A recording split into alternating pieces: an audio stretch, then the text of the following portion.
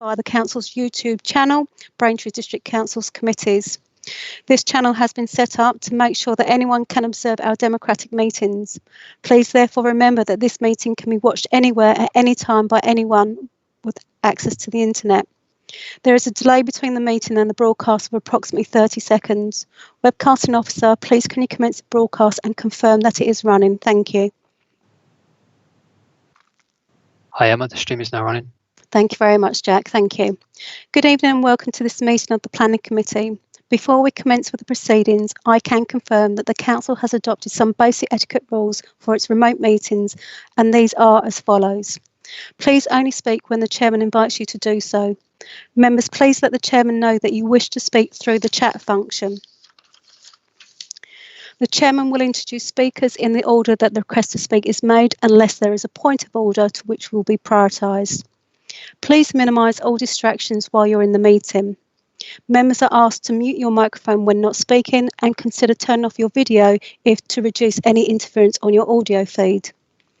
Please bear in mind that there may be a lag between speaking and other attendees hearing you, so please bear this in mind. Presentation, images and video footage should have been made available to you in advance of this meeting, but will be visible on the screens this evening. Please indicate on the chat function if you do have a problem with any of the presentations made this evening. When referring to a report, please quote the page number and paragraph numbers for ease of reference. If we do have any confidential items for this agenda, it is members' responsibility to make sure that your venue and connection is private. Chairman, for clarity, I'll confirm there is no private items for this meeting. If members lose connections at any point and unable to immediately rejoin the meeting, please call the meeting facilitator. We have provided you with a contact number for this. Please only use the chat function for the purpose prescribed for requesting to speak or make a point of order. The chat function is subject to the access information regimes such as freedom of information, EIR, but is also subject to data protection, rules of defamation and the Council's Code of Conduct. Chairman, for this meeting we have a minute taker in attendance and 2 meeting facilitators. I can confirm this meeting is quorate and may proceed. For this meeting, we have a number of officers in attendance. We have Mr. Chris Padgey, who's the Planning Development Manager, Neil Jones, Principal Planner, Melanie Corbishley, Senior Planner, Lisa Page, Senior Planner, Natalie Banks, Senior Planner. We have Allison Webb, who's the clerk for this meeting, and the public question time statements will be read by Jessica Mann and Allison Webb. Your meeting facilitators for this meeting is myself, Emma Wisby and Kim Cole, and we are in attendance to assist all members with any queries that we have. I will now hand over to Chairman, Mrs. Wendy Scattergood. Thank you, Chairman. Thank you, Emma. Good evening, everyone, and welcome to the meeting of the Planning Committee. My name is Councillor Wendy Scattergood, and I am chairing the meeting this evening. As you know, the Council is new to virtual meetings, but this is our 4th planning meeting. But I still ask you to be patient and understanding as we still feel our way through this way of working. I am being assisted by a governance officer and a meeting facilitator who help me identify when people want to speak and manage the notifications through the chat function. I obviously can't see all of you, so please let me know using the chat function if there are any issues with your internet connection. Silence will be taken as assent during this meeting. I will now come to the business of this evening. Item 1, apologies for absence. We have no apologies for absence, and I know that Councillor Johnson is not with us at the moment, but I do understand he is trying to connect, but we will register him as being present once he does connect. Item 2, declarations of interest. Does any member wish to declare the existence and nature of any disclosable pecuniary interest, other pecuniary interest, or non-pecuniary interest relating to items on the agenda? Councillor Mrs. Spray. Thank you, Madam Chairman. I want to declare an NPI in item E, that's 20001034 colon commercials, At the request of the applicants, I made a site visit earlier in the year. This was before lockdown, and decided to call it in because at that stage we hadn't had any comments from highways. But other than that, I've had no involvement with it, so I will remain and vote. Thank you.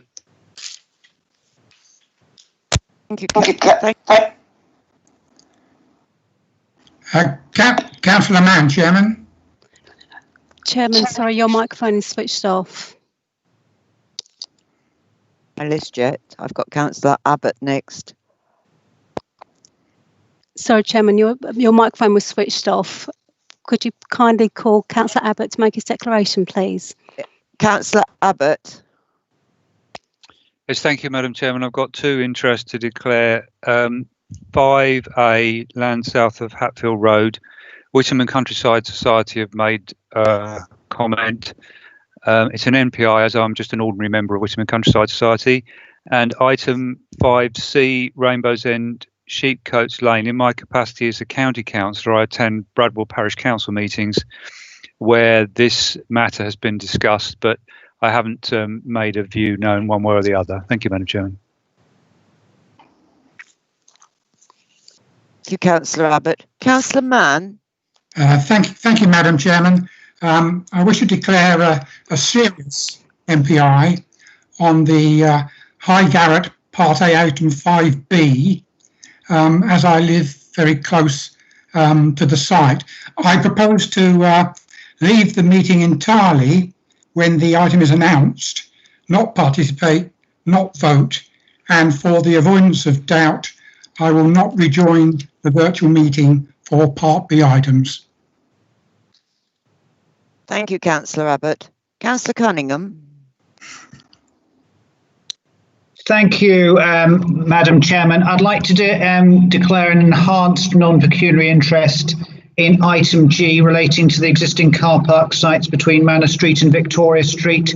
Whilst it's a relatively minor consideration this evening, as Chairman of the Town Centre Reference Group and as Cabinet Member for Economic Development, I've been very supportive of the development proposals on that site, so I feel it would be appropriate if I left the meeting at that item. Thank you. Thank you, Councillor Cunningham. Councillor Bowers. Yes, thank you, Madam Chairman. I'd like to declare an MPI in application 5D 19023325, as I have spoken to the registered speaker and he's also a resident, Mr Davies, as I'm one of his district councillors. So I have spoken to him about the application. However, at no point have I given a view on it. Therefore, I'll be remaining in the meeting and we'll be voting. Thank you. Thank you, Councillor Bowers. I do not have anyone else on the chat function. I give you 1 second or two just to come in if you wish to declare an interest. No. Right, we'll now move on to item 3. Members, we do not have the minutes of the 26th of May at the present time. They will come to the next meeting. So we have no minutes to agree this evening. Item 4, I would like to invite Christopher Padgey to make a statement at this stage, please, before we move on to the meeting, with the rest of the meeting. Thank you.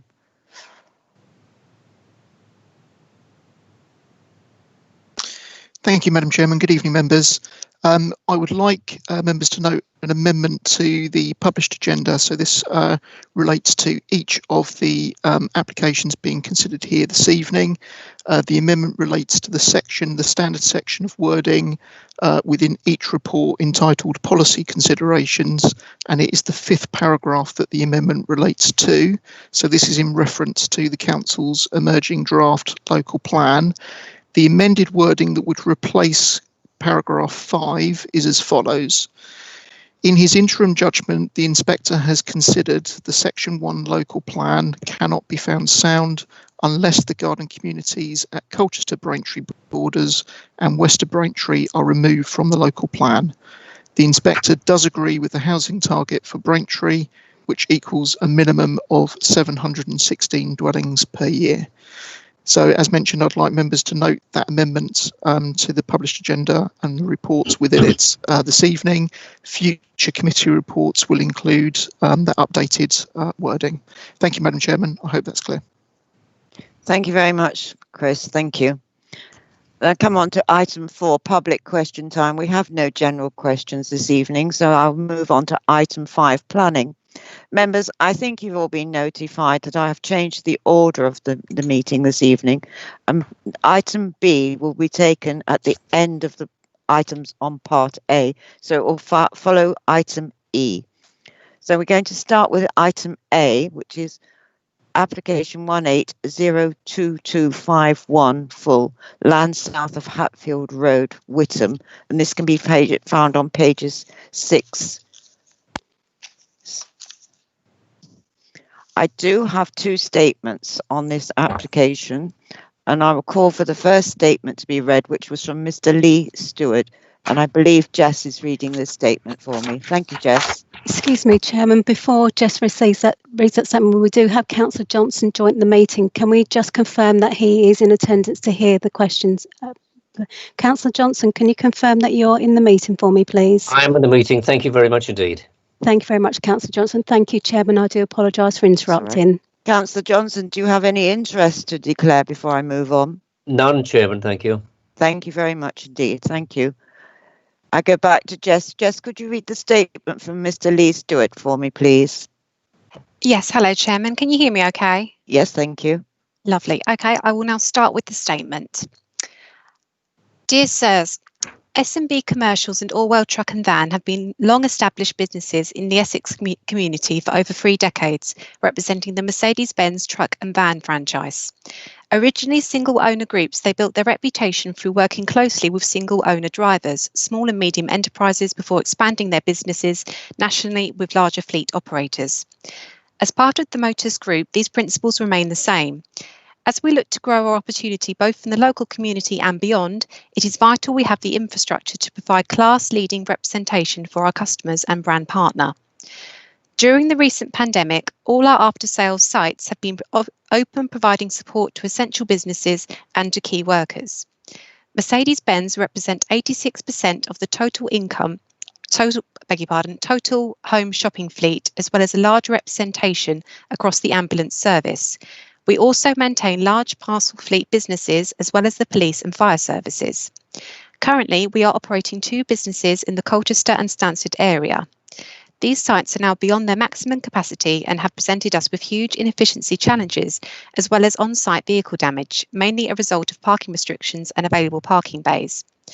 Due to the capacity challenges we face, this has reduced the efficiency of our technicians by some 30%, which has resulted in delays on vehicles being repaired in a timely manner and customers being without their vehicles when they rely on them for their income.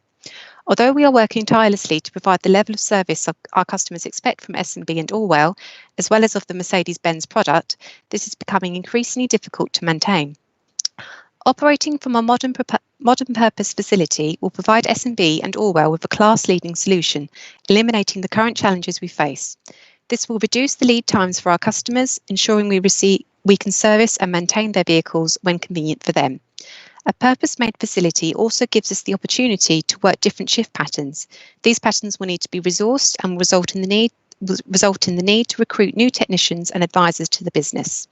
Alongside that, S&B and Orwell have always supported the apprenticeship programme, and more local school leavers will have the opportunity to build a career in the automotive industry. With ample parking bays, we will improve our technician efficiencies and therefore deliver our vehicles on time to our customers first time. Similar to our business in Welham Green, which is situated closer to residential housing, we will look to support the local businesses and residents in our community. We have a history of using, where possible, locally sourced products and services to maintain all our facilities. It is our belief this facility will provide an enhanced experience for the local residents, our existing customers and present and future employees. With the ability to improve all areas of the business, this should provide more satisfied customers, more opportunities and a bright future for all. Thank you, Chairman. That is the end of the statement. Thank you, Jessica. The second statement is going to be read by Allison, and this is from Mr. John Deacon. Allison, are you ready?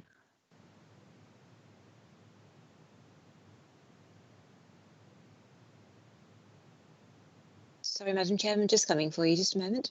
Thank you.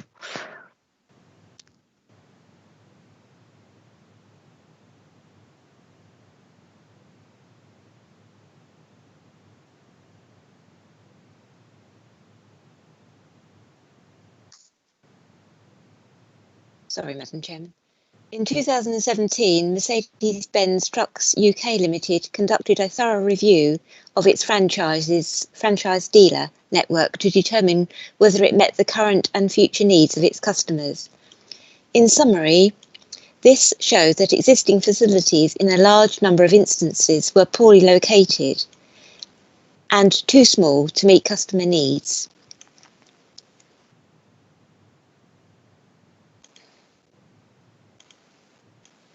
Historically, truck service facilities have been located in or near city and town centres.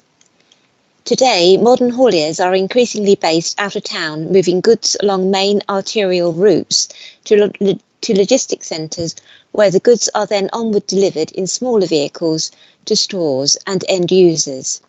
In order to have a network that is able to meet the changing needs and requirements of its customers and the HGV sector, Mercedes-Benz Trucks UL Limited undertook an extensive exercise to understand where its original network representation footprint should be. As part of this detailed understanding, the following actions formed part of the mapping exercise that was undertaken.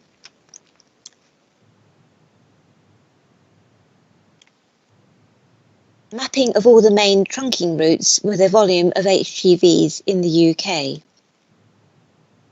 Mapping the current and planned logistic hubs. Consideration of the location of planned clean air zones, an optimal workshop location for the customer and business partner, based on proximity to key road junctions, an overlay of a 20-minute drive time area plotted around ideal workshop locations, checks run against key reference data, e.g. fleet customers and truck concentrations. This mapping exercise proved that if facilities were optimally located, it was possible to achieve a substantial increase, 49%, in customer coverage and improved potential customer access within a 20-minute drive time and with 11 fewer locations than currently exist today. The proposed site at Witham is seen as a strategic location and an essential part of this network plan and a point of representation that will be continued to be required into the future, forming part of an integrated network that is better able to meet changing HGV and customer needs. This purpose-built site replaces two inefficient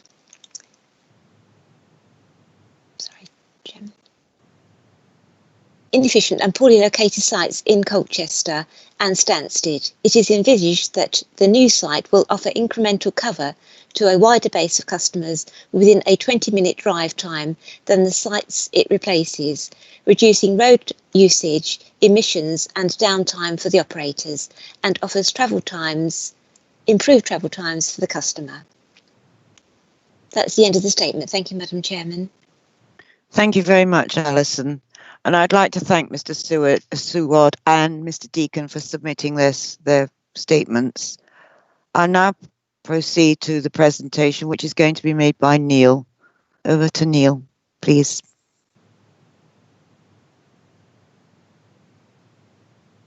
Good evening, members. So I'll be presenting this application. So this is an application which was submitted in 2018. It's for a proposed commercial vehicle dealership with estate road access and associated infrastructure.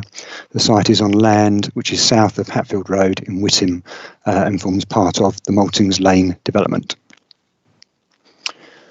So in terms of the location plan here, you can see the red line application site identified here. So this is the Hatfield Road coming into Witham. This is the Aldi supermarket just off the Hatfield Road here, with the public house next to it, the old pottery kiln, and then on the opposite side of the road, although not shown on this location plan from the applicant, is the Lodge Farm development. I included in the top left-hand corner of the slide a more recent map from the council's own records, which shows the Lodge Farm development being built out. So you can see the first roads being built at the front of the site here and the first properties being occupied. And then this is just the A12, which passes to the south of the site. So in terms of context, I think it's probably important to start off with what the situation is with the development plan and planning policy. So the site is within the town development boundary. It's allocated in the adopted local plan for B1 business use. So that was the allocation that was made for the local plan in 2005. The application that's before us tonight is for what we would term in planning as sui generis use, so it doesn't fall within B1 or any of the specified use classes. So in that sense, it's important to note that the application is to be considered as a departure from the adopted development plan. Subsequent to the 2005 local plan being adopted, a new master plan was adopted into part of a 2012 application for the remaining undeveloped parts of Maltings Lane, which includes the application site. And I've included a copy of the plan here. So the application site is in the southwest corner here, so it's shaded green. So that was identified on the master plan in terms of land use as being for non-food retail. So we would consider that the adopted master plan in 2012 to certainly be a material consideration. And it should be noted that that use has been carried forward to the draft local plan, which is currently with the inspector, obviously, for examination. So the proposal here does conflict with the adopted local plan and the emerging local plan and the adopted master plan for the development. Just for members' reference, although I think we're probably all quite aware of Maltings Lane from over the years, so in terms of bearings. So in addition to the non-food retail, the green use here, we've got a B1 business park, which is purple, running along the south of the Maltings Lane site here, next to the A12. We've got the supermarket, the public house and the nursery, all off Gershwin Boulevard. The playing fields just off Hatfield Road. The dark blue is the residential development, and that includes a residential parcel which is yet to come forward. And then we've got the primary school, so that's just a little bit more of the context of the site. So this is the very southwestern corner of the site here. So you've got the access coming off the roundabout off Gershwin Boulevard. So this road has been built to pretty much where the red line is at the moment, and then it stops quite abruptly. So an access road will continue in to the site, and then we've got a single large building towards the back of the site with large hard standing all the way round to provide parking and space for vehicles to manoeuvre. So this is just a more detailed slide 5, showing the access arrangements into the site. We have no objections from the Highway Authority. It's a continuation of the existing road, and there's not considered to be any issues in terms of the vehicular access to plot 14 for the commercial site. So the site layout is just again showing a little bit more detail about how the site will be laid out. So you can see a considerable number of parking bays and servicing parking around the site, which was referred to in question time. It's worth noting that since the application was originally submitted, it has been revised quite extensively following negotiations and discussions with officers. So as we'll see with the elevational drawings later on, the elevation which faces Hatfield Road doesn't have any doors or openings, so it very much fronts onto the hard standing at the front of the site, and that's been considered an important factor in trying to mitigate against potential for noise disturbance for the residents on the other side of Hatfield Road on the Lodge Farm development. So slide 7 just shows the floor plan for inside the building.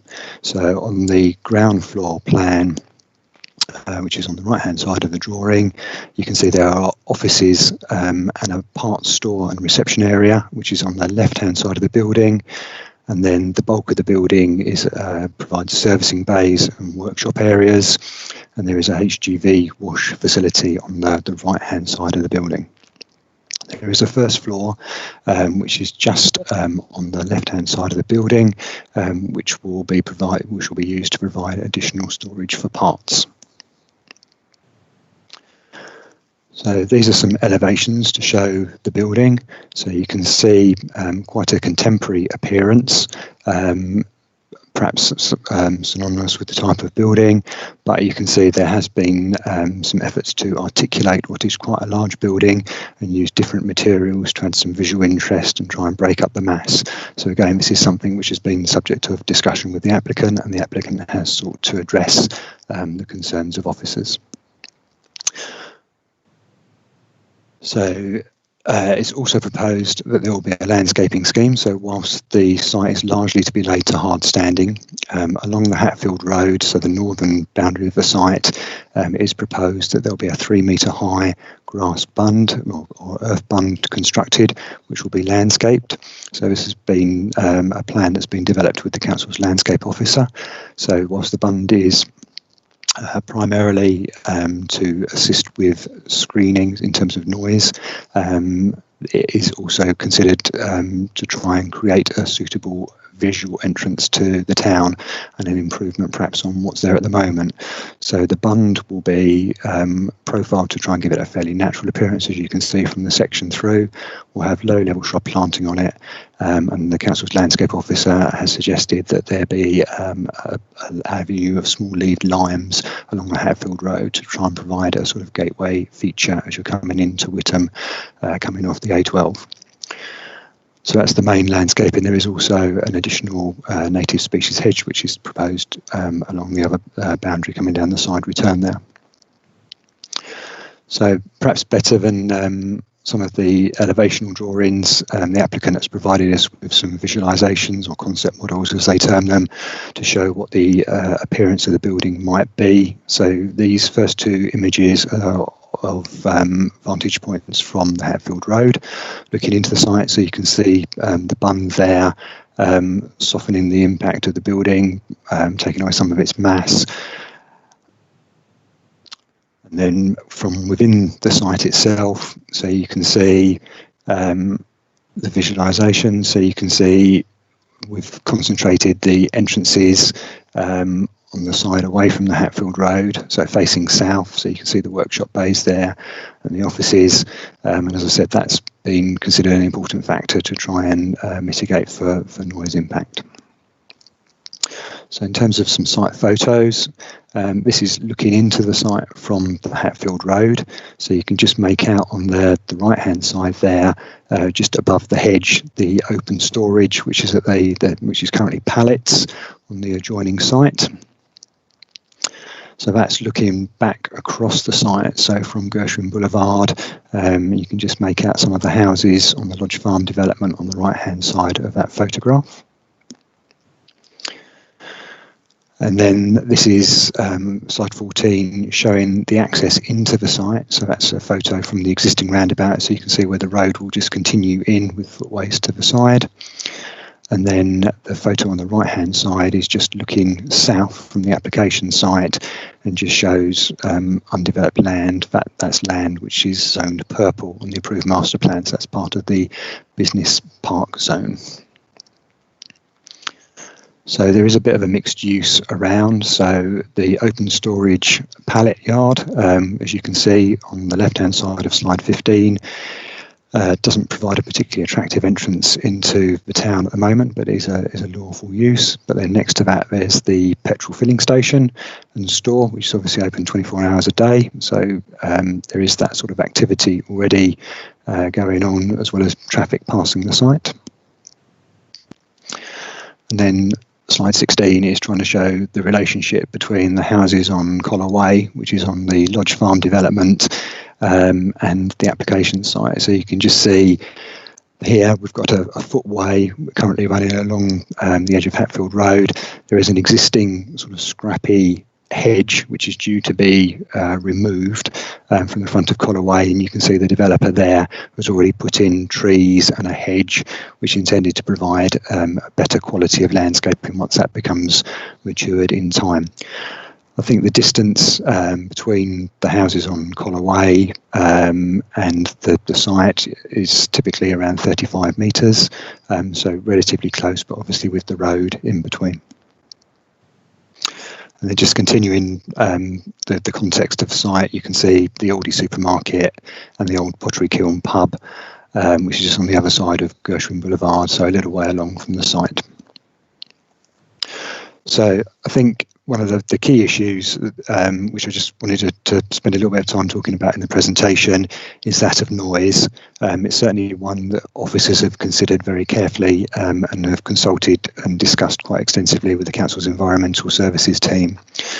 So I think it's important to note that the transport statement actually illustrates that this development will actually see a lower number of vehicles visiting the site than would have been with the approved non-food uses, although it is accepted obviously that there'll be a higher proportion of commercial vehicles.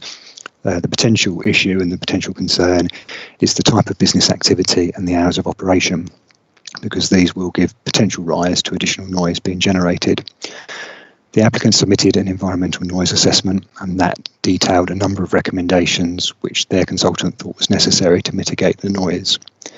The Council's Environmental Services officers have reviewed this and have expressed some concerns with regards to the 24/7 operation, and it's particularly the nighttime operations which cause them some concern, given that this is the time when road noise will be lower and residents on the adjoining the development opposite may notice the noise or noise from the site more notably, particularly things like, for example, deliveries which could be delivered at outside of sort of core business hours. So we have considered the recommendation and the noise levels, and we have taken the advice of the Environmental Services team. We are satisfied that with conditions, the development can be acceptable and would not cause an unacceptable impact for those residential properties opposite. So there are, as you'll have seen in your papers, a range of conditions which include controls on the hours of which the HGV wash can be used. So that's a partly open structure, so that's a particular concern. There's also controls with regards to noise that can be emitted from the site, and that's as measured at the Lodge Farm development opposite. There's also specific restrictions around vehicle movements not being allowed to take place in the northern part of the site during the night time. There's specified hours there. And there's also restrictions on deliveries. So no deliveries can be to the site between 11 o'clock at night and 7 o'clock in the morning. So it's worth noting that the applicant estimates that it's only likely there'll be one parts delivery per day, but we were keen to make sure that that couldn't take place during the nighttime hours when unloading would be potentially most disadvantageous to the residents. There's also a condition regarding the installation of machinery and plant to make sure that associated noise levels are suitable. So in summary, what we've tried to do with this application is look at it in terms of the development plan, but also in terms of the MPPF.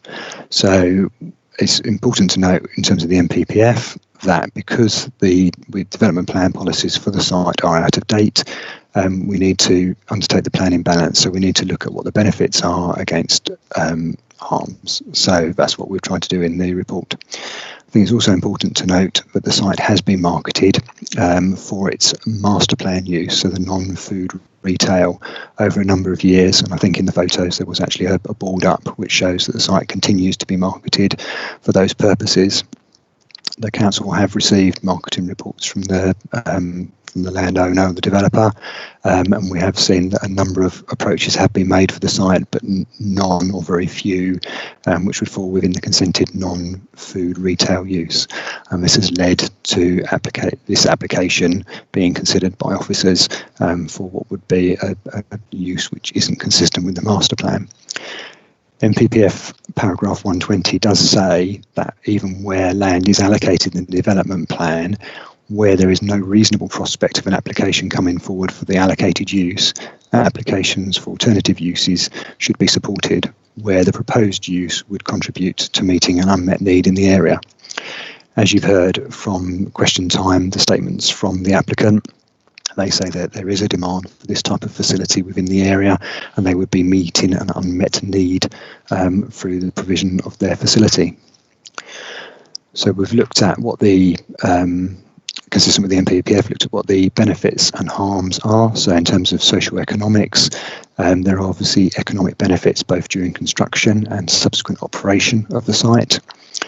It's interesting, we thought to note that in 2012, it was projected that the 3 non-food retail uses or units which were shown on the master plan were considered likely to create 43 jobs on site. This development, which only takes up part of the non-food retail site, is said to be providing employment for 56 staff in a range of jobs, which includes management, administration, technicians, sales and customer services. By looking at this use, we are obviously providing something which is potentially of economic benefit, but we are more widely across the district helping to contribute towards the need for employment land to meet the growing workforce that we need to provide as housing growth increases within the district. Environmental considerations have been considered carefully, and as I've said earlier, the potential for noise impact has been considered, and there are a suite of conditions which seek to protect residents from undue noise and disturbance or air pollution. It has been demonstrated that vehicle flows to and from the site would be less during peak times and overall than the permitted use, so we don't consider there to be a highways issue. The proposed landscape scheme has been developed, I should say, with our landscape officer's impact and with the ecological enhancements we consider would provide a net benefit in terms of biodiversity for the site. So officer's recommendation is that the application is approved. We feel that the benefits weigh heavily in favour of the proposal in terms of the planning balance. The adverse impacts, such as they are significantly outweighed by the benefits. It should be noted that whilst the application says that the application is recommended for approval, it should actually be recommended for approval subject to the legal agreement as well as the conditions. So the applicant has signed a legal agreement, Section 106 agreement. That is to pay a £5,000 monitoring fee in the event that the permission is granted and development proceeds. That's for the County Council to monitor a workplace travel plan. So that's for the employer to develop a plan which is intended to promote the use of more sustainable forms of transport by its employees. Finally, there is just one correction to the approved plan list in the committee report. There was 2 references to a section plan. One of those section plans has been superseded, P24 revision A, so that just needs to be deleted from the approved plan list. But subject to the legal agreement and conditions, the application is recommended for approval by officers. Thank you. Thank you, Neil. Thank you for a very detailed view of this application. I have got speakers at the moment. I have got Councillor Cunningham. Councillor Cunningham, would you like to speak now, please? Thank you, Madam Chairman. I would bow to the experience and the superior knowledge of many committee members when sort of considering how long it has taken for this Maltings Lane development in Witham to be fully built out. I mean, my best guess would be something like 15 plus years, but I don't think it's any less than that. And yet still, due to some of the failures, shall we say, of planning policy at a national level, we have a large scheme that isn't fully built out.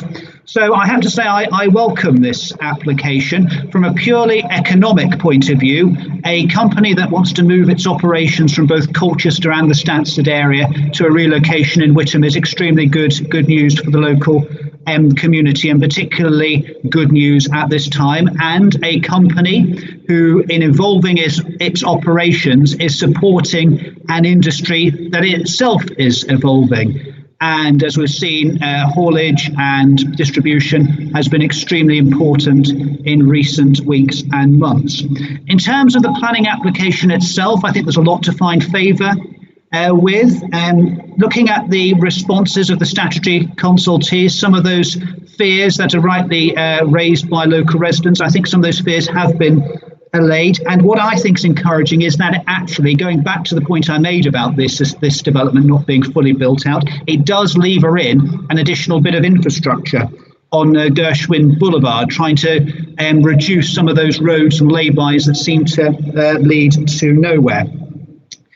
I think in principle we'll be a little bit concerned that there is some deviation away from the master plan in 2012. However, I think we would acknowledge the changing face of retail, the changing demands and the changes on the whole on that particular sector over the last decade. And again, that's never more evident than where we find ourselves at now. And therefore, the fact that there is still an employment use, I think is to be applauded.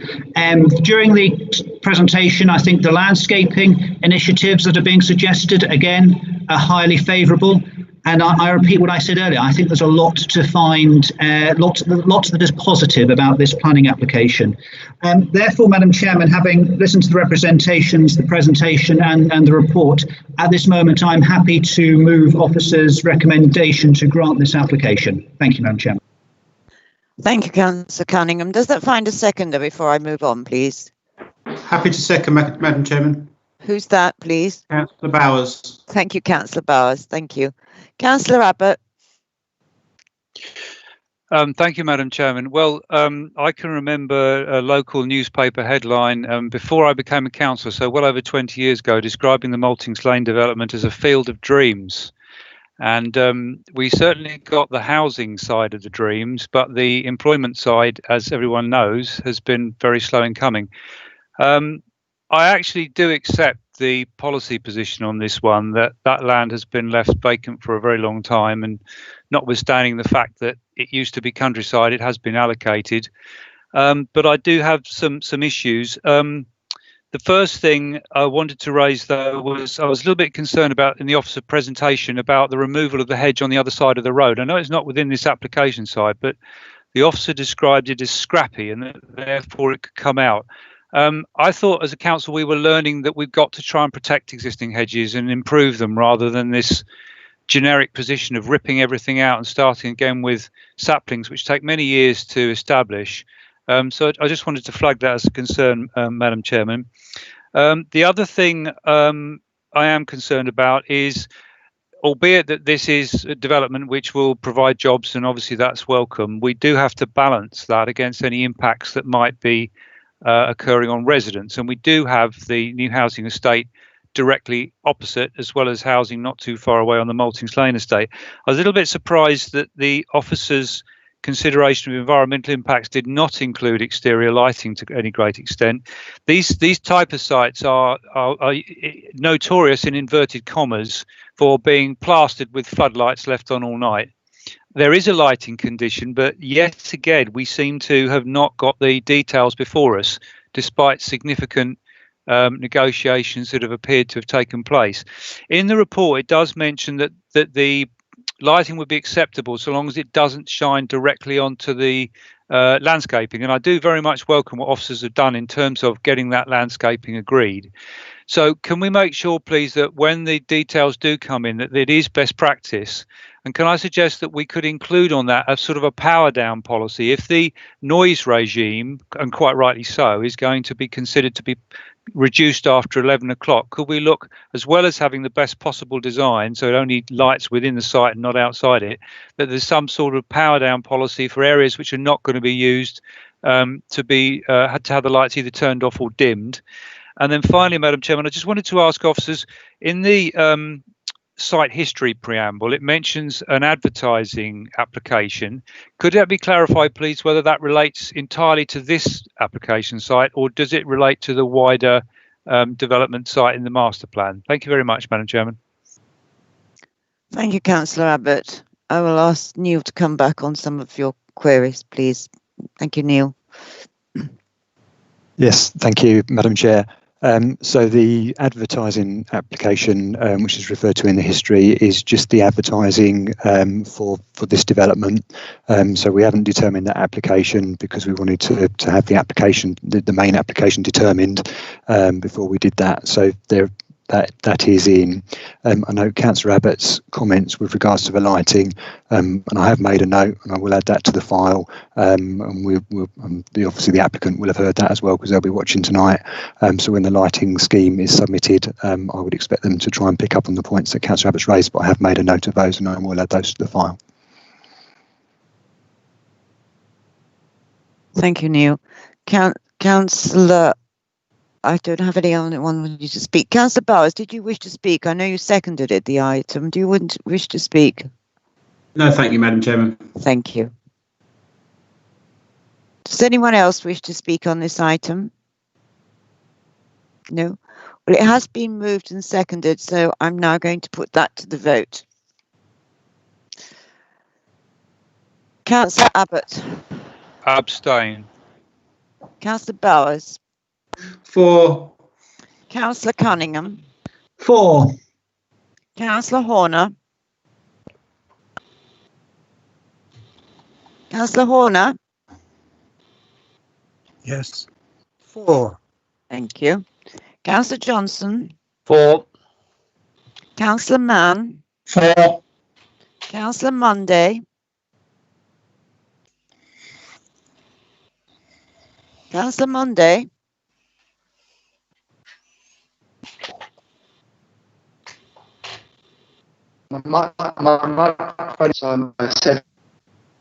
Sorry, Councillor Monday. 4. Thank you. Councillor Mrs. Parker. 4. Councillor Ritchie. 4. Councillor Mrs. Spray. 4. Councillor Unsworth. 4. Can I just clarify that is including the recommendations for the conditions the officers have at the beginning of their presentation or at the end of their presentation? Yes. Thank you.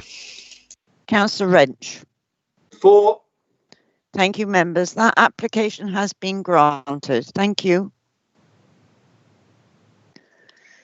That now brings us to the application 5C, which can be found on page 73.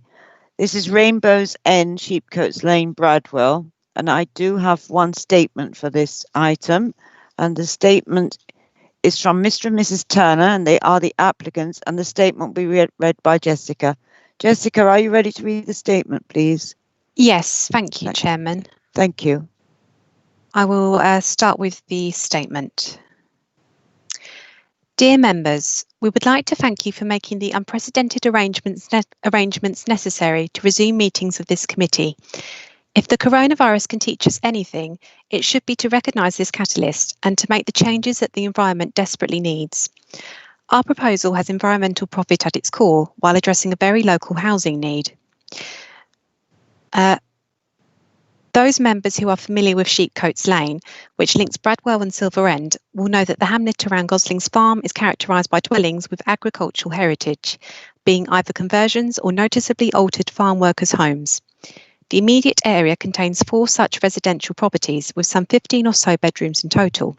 This contradicts the planning officer's view that our modest proposal would not be in keeping with the rural surroundings. To our knowledge, the officer has not visited the site. While the lane may not have been designated a quiet lane, at the time of our application, Highways seemed to infer that it was. We find it illogical that the officer's report seems to rule out the use of the lane by non-motorised forms of transport, when one of the reasons that Sheepcotes Lane was recommended for quiet lane status was precisely because so many local people do precisely that, ourselves included. The appeal dismissal to which the officer so often refers in the report was for a different proposal and predated the Bradwell Neighbourhood Plan. It is surprising that the planning officer appears to be calling into question the wisdom of an adopted statutory document, namely the Bradwell Neighbourhood Plan, which was made unanimously by the District Council last July. We have received over 30 supportive statements from local families, neighbours, our parish council and the chairman of the Neighbourhood Plan Steering Committee. This is an entirely self-built project, and we confess to demonstrating inexperience in the field of planning. Certainly, the 4 similar applications which were approved within the last 3 years and located within half a mile of us were handled by the established agents. Within our existing planning consent, we use the former stable block in association with activities at the small holding. We have permission for the alterations already made, and very little in the way of further external alterations are required to complete the conversion. Certainly nothing which would result in noticeable changes visible from the road or neighbouring properties. Our enterprise plan, which will require that one of us work from the holding full-time, is now implemented and is exceeding targets. It specifies how we will ensure the small holding's viability and guarantee future benefits well past our own longevity. We have both gained valuable experience while working in this beautiful parish. Consent for this proposal would empower us to improve the vicinity for those who will follow. If the planning system is designed to meet need, then we implore members to permit this proposal to help meet the needs of our family, our community and the environment. Thank you for your consideration. Chairman, that is the end of the statement. Thank you. Very much indeed. Thank you for that. And can I thank Mr. and Mrs. Turner for sending in their statement? Thank you. And I come to the presentation, which is going to be made by Lisa. Thank you, Lisa. Thank you, Madam Chairman. Okay, this is a full planning application for the conversion of the former stable block to provide one dwelling, including the provision of a curtilage, and the address is Rainbow's End, Sheepcotes Lane in Bradwell. For clarification and to correct the statement made at the top of page 77 of the committee report, the application is being reported to committee as the parish support the application, contrary to officer recommendation. Slide 2 here is the location plan. The site is edged in red with other land in their ownership. Not getting any slides. Did you get the first slide? Bear with me.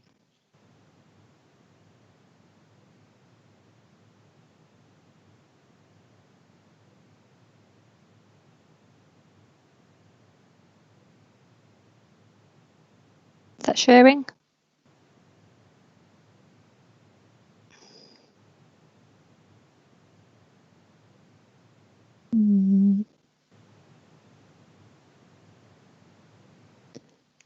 Is that now sharing?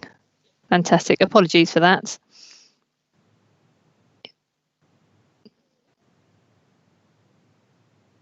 Okay.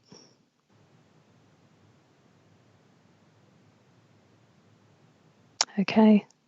Can I just check, sorry, with Madam Chairman, is that showing correctly? Can you see the location plan? Fantastic. Thank you. Okay, so sorry, just to correct myself, we're looking at slide 2, which is the location plan.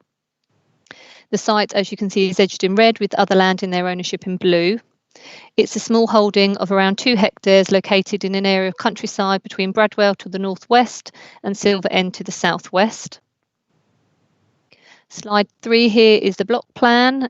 You can see the stable building forms a U shape with a higher section to the south and in the courtyard, with the courtyard in the centre.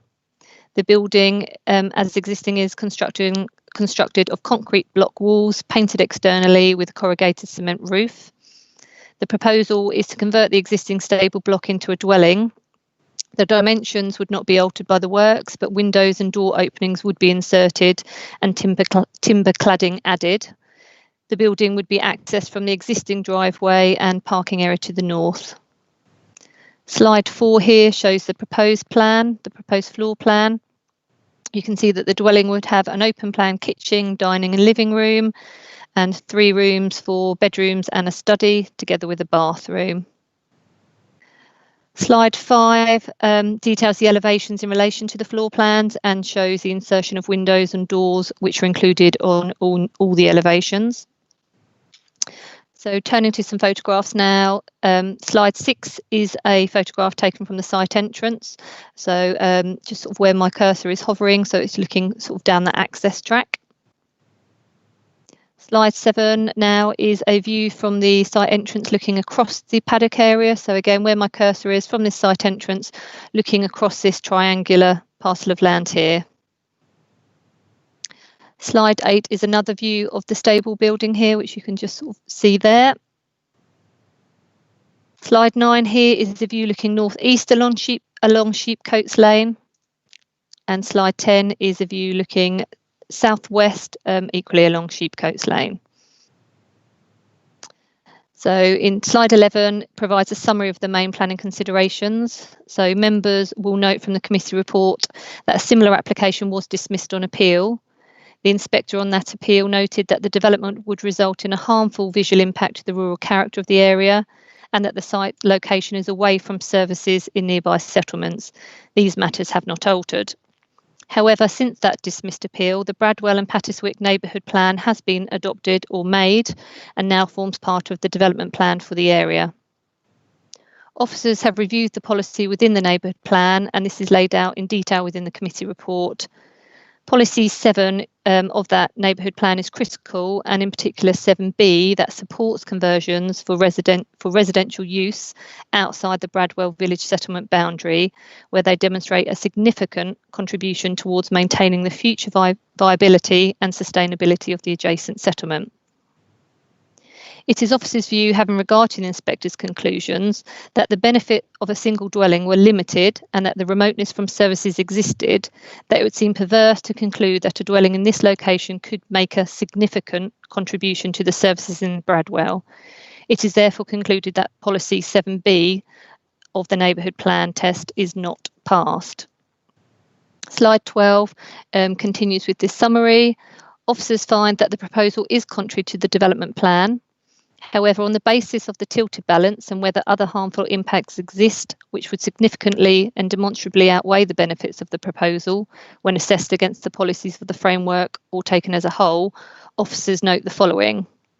There would be a limited benefit arising from the provision of a single dwelling.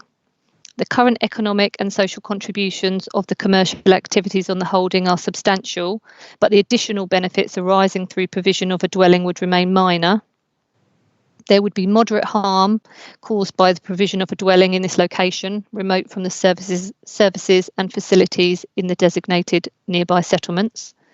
And there would be moderate harm to the rural character of the site from the proposed works and the change of use.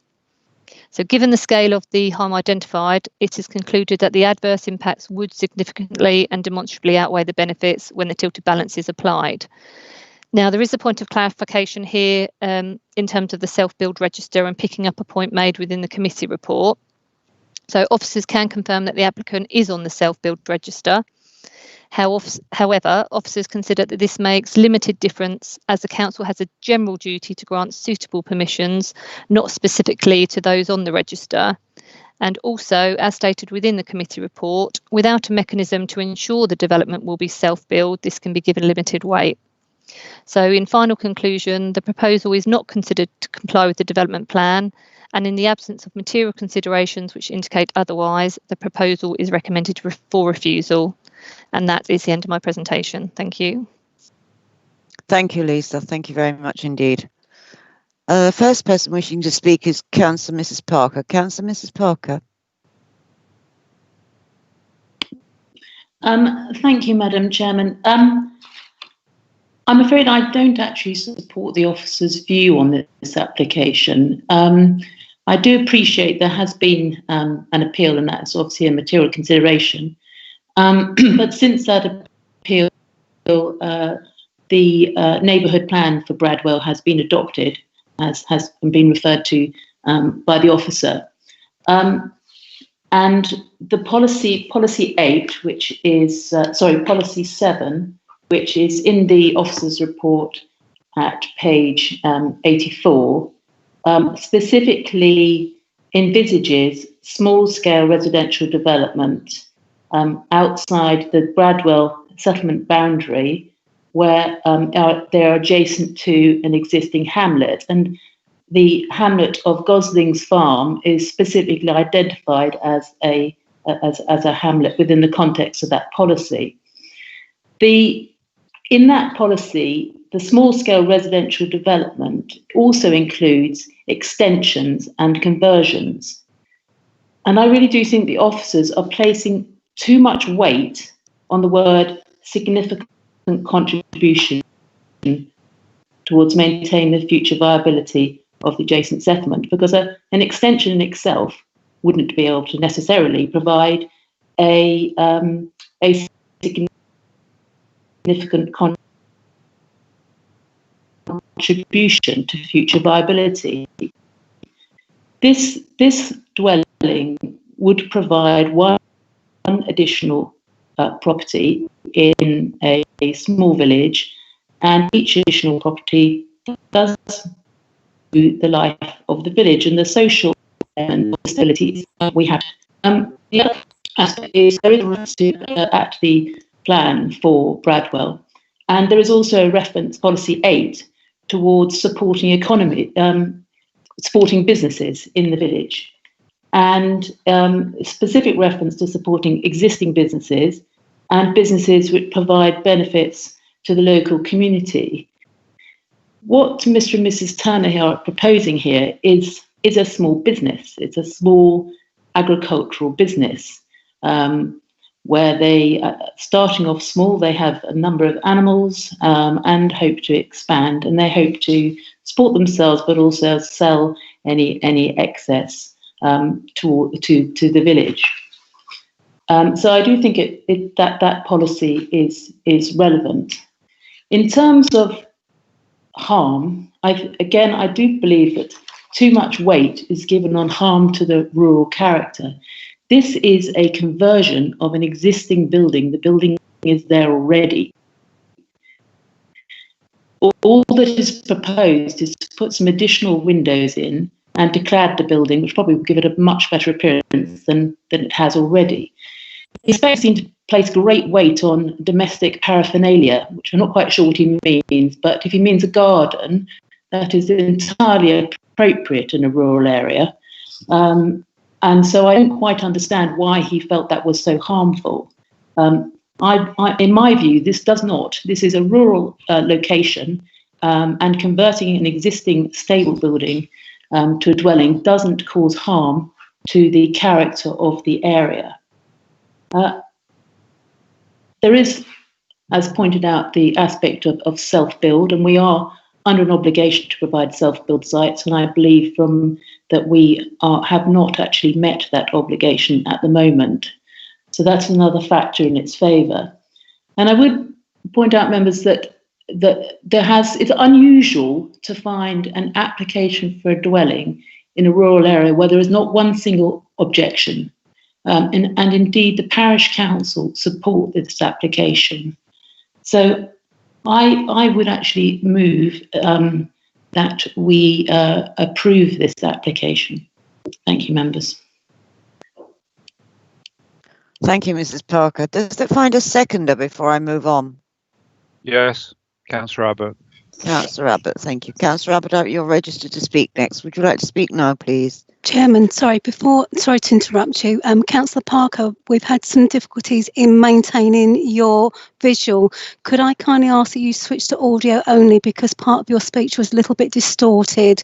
So I think to make sure that members can hear your contribution to the debate, that we just have you as a audio only contribution. Is that okay, please? Yes, certainly, Emma. I've switched that off. Thank you. Thank you. Apologies, Chairman, and apologies, Councillor Abbott, for interrupting you. Thank you. Thank you, Emma. Councillor Abbott. Thank you, Madam Chair. I just seen Councillor Cunningham saying that he registered first. Should he go before me? No, I have Councillor Abbott before Councillor Cunningham. Okay, thank you, Madam Chairman. Well, in With policy, respect, Madam Chairman, I registered to speak at 1936 for the first one, and on this one, I registered to speak at 5 minutes past 8. I think before Councillor Mrs. Parker. If Councillor Abbott wishes to go ahead, I'm happy to give way, but I'd like it on record. I was. Councillor, I can only do them in the order that I have got them down. Chairman, with respect, Councillor Cunningham was before Councillor Abbott. So I do apologise if that's not clear from the chat function. The problem is when I get lots, it goes and I miss them. But I certainly didn't get one from Councillor Mann earlier at all. I have checked. I've gone all the way through. So, Councillor Cunningham, thank you for pointing out Councillor Mann was before you, but I didn't come up. So I don't know if the chat line doesn't always work correctly. So, Councillor Abbott has just seconded the application. So can I go to him first, please, Councillor Cunningham? Yes, as you wish. I'll speak after Councillor Cunningham, Madam Chairman. Councillor Cunningham, would you like to speak now, please? Thank you, Madam Chairman. I have to say I do not agree with the representation made by Councillor Mrs. Parker. I think we need to be very, very clear. We either have a policy framework that we support or we don't.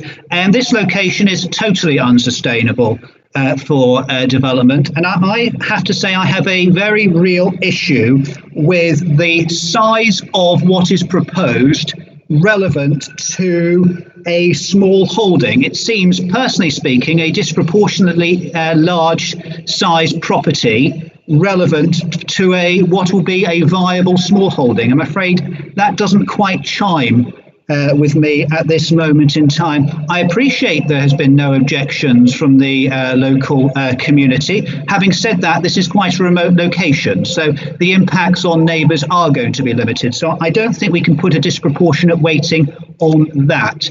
Therefore, Madam Chairman, at this moment in time, I would like to move off an officer's recommendation that we refuse. Thank you.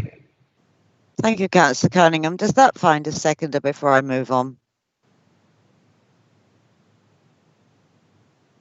Yes, Madam Chairman, procedurally, I don't think we can do that, can we? Because there's already a No. motion on the floor. Oh, yeah. Thank you, Councillor Abbott. Sorry. Madam Chairman, with respect, I do think we need to address some of the functionality issues we have with the chat function, because I'm afraid it is causing a great deal of disturbance to the smooth running of this meeting. I would just like to put that on record, please. Thank you, Councillor Cunningham. Councillor Abbott. Thank you, Madam Chairman. Yes, we seem to be tripping over ourselves there. But I think in seconding it, I could have done that anyway. So, yeah, I agree to some extent with Councillor Cunningham. This is, in policy terms, a bit of a tricky one.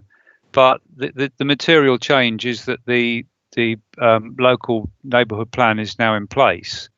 And I agree with the previous speaker, Councillor Parker, that looking at the wording, it's a fairly hard interpretation. And the reason I say that the officers are using in terms of refusal, the reason I say that is Bradwell is in terms of population, is a very small community. We're talking about a few hundred people. It's smaller than Silver End by far, for example. So therefore, something like this has a relative significance in the area. In terms of the discussion on the quiet lane, if I can be helpful there, because as I say, I am the county councillor for the area. This has come to the highways panel, which I'm a member of, and the proposal, it is absolutely correct to say that the quiet lane is currently not, that it doesn't have that status. It's a proposal.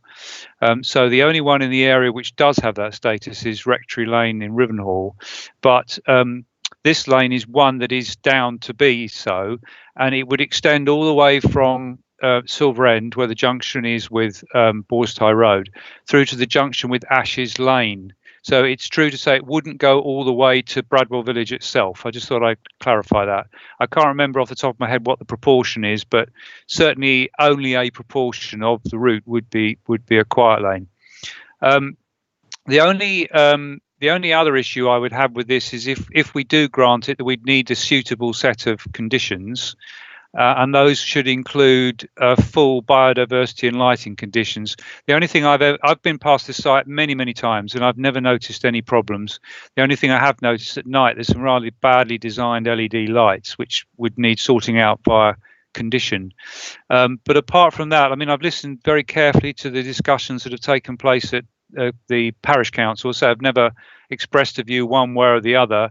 I don't think this would have a huge impact on the countryside, subject to conditions, and that's why, on balance, I think we could support this. Thank you, Madam Chairman. Thank you, Councillor Abbott. Councillor Unsworth. Thank you, Madam Chairman. This is actually in my ward. I did take the opportunity to drive up Sheepcoach Lane and have a look. It's very, very shielded at the moment. I don't think there's any visual impact on this. I agree entirely with Councillor Parker. And I think the fact that we've got a local plan means that one of the first ones in the area, we need to stand by it. The neighbourhood plan should actually be giving weight here. And I think probably more weight than it is being given. You can't see what is happening on that farm from the road, and you certainly can't see it from Gosling's farm. It is a remote community, and I would support Councillor Parker's motion on this. Thank you. Thank you, Councillor Unsworth. Councillor Mrs. Spray. Thank you, Madam Chairman. Yes, it's perhaps not entirely straightforward, but I'm going to side with the officer's recommendation on this one. I feel the previous appeal decision is relevant. I appreciate that there are no objections, and in particular no objections from the parish council, which you know, obviously is quite important, but I think there are policy issues here. I just refer to the inspector at the top of page 80 of our agenda. There is, just to paraphrase the inspector's decision, he concluded that the benefits of a dwelling in this location were reduced and the harm was increased. And then obviously following a lot of other comments from him, that the balance was in favour of refusal. With regards to the neighbourhood plan... Councillor Mrs Spray, I'm sorry to interrupt you. I'm going to have to ask you to start again because I lost total connection and I've not heard a word you've said. And I do think it's important I hear your comments, if you don't mind. I'm sorry. Okay, no, that's all right. That's all right, Madam Chairman. I'll just go through it quickly. Thank you. My point was that I'm going to agree with the officer's recommendation for refusal. I appreciate that there have been no objections from neighbours, even though they are a little distance away, or from the parish council, which is significant. But I think there are policy reasons to refuse this. The appeal decision is relevant, and the inspector was very clear that he concluded that the benefits of a dwelling in this location were reduced and the harm was increased, and that balance was in favour of refusal. And I was just starting to talk about the neighbourhood plan. Yes, Councillor Answorth is quite right. This was one of the very first to be found sound and made, and it does carry considerable weight. However, officers refer on page 85 of our agenda to policy 7B, and I know Councillor Parker quoted from that, but policy 7B, one of the points says that a development must demonstrate a significant contribution towards maintaining the future viability and sustainability of the adjacent settlement. Now, the problem with that, as officers explain on page 85, is that significant contribution is not defined. So it goes on to say that in determining this application, it has the potential to set a precedent which can be applied to all other similar applications which may come forward in the neighbourhood plan area in the future, including those which might propose development of a much larger scale in the hamlets that is proposed in this case. So that is the problem, in that approving this, it could well be setting a precedent for other, perhaps less welcome developments in that area. And I do think that's an important policy issue to take into account, that and the appeal. So it's not completely clear cut, and I do have considerable sympathy with the applicants, but I'm afraid I can't agree with Councillor Parker. I'm going to support officer's recommendation for refusal. Thank you, Chairman. Thank you, Councillor Mrs Spray. Christopher Paggi would like to come in at this stage before I move on to Councillor Mann. Thank you, Chris. Thank you, Madam Chairman. Good evening, members. I just wanted to pick up on a couple of points. I think Councillor Spray's comment has actually just covered one of the points I was just going to refer members to, which was the bottom of page 85 of the report. Obviously, there, I think, as the report does quite set out that rather well, there is a policy conflict here. So there is obviously an interpretation around the neighbourhood plan and this point about significance, but there is a wider conflict with the development plan in terms of the suitability of the site for new residential development. I would certainly, in response to Councillor Unsworth's comment about the fact that the development can't be seen, the way we operate and assess applications is not on the basis that a new dwelling in a very remote location cannot be seen is therefore acceptable. That's we're looking at a higher hierarchy of how we're approaching and implementing our spatial planning policies in terms of the suitability of the site and the location of the site and whether or not that's suitable for residential. Now, leaving aside the point about whether or not compliance of the neighbourhood plan is achieved, there is a clear conflict with the established development plan policies contained within the adopted local plan core strategy, and I would argue the national planning policy framework as well. Just on this point about weight, which members have been debating, if it would assist and for clarification, when we are looking at a single house proposal for a new residential development, a new house within the countryside or even within a development boundary, the amount of weight that we attribute to the benefit that that new dwelling would contribute towards local services and facilities and equally to the housing supply is usually limited, and that is owing to the scale of the development that is proposed. So that is a consistent theme in the way how we approach the assessment of those applications. So I would caution again in terms of the amount of weight. Obviously that is a matter for members, but I would urge caution around the amount of weight that could be attributed to a single dwelling in this particular location towards supporting those wider services and facilities, because that wouldn't be consistent with the normal approach that is taking for developments of this scale, and that's not just in this location, that is across the actual district itself. So hopefully, Madam Chairman, I hope those points of clarification are useful. We'd be happy to pick up any further questions from members. Thank you, Chris, for that clarification. Councillor Mann. Thank you, Chair. I won't repeat what Chris has just said. I was going to latch on to some of that. The fact that there is a neighbourhood plan doesn't trump other policy. We have to see the various policies in context, and I think there are serious policy objections to this proposal. It's in conflict with the adopted plan. It's in conflict, I think, with the framework. It isn't a sustainable location, and what I would focus on is the inspector's report, which is also a material planning consideration, and I think the decision was quite firm, unusually so, I would say. The previous application didn't find favour with the inspector, and I don't believe that a great deal has changed. I don't believe that policy test 7B is passed, and the point about a quiet lane is made, but I think it is a bit of a red herring in the overall picture. I think on the tilted balance, the adverse impact of this proposal would overcome any benefits. I'm very happy to see the business developing, and I hope it flourishes.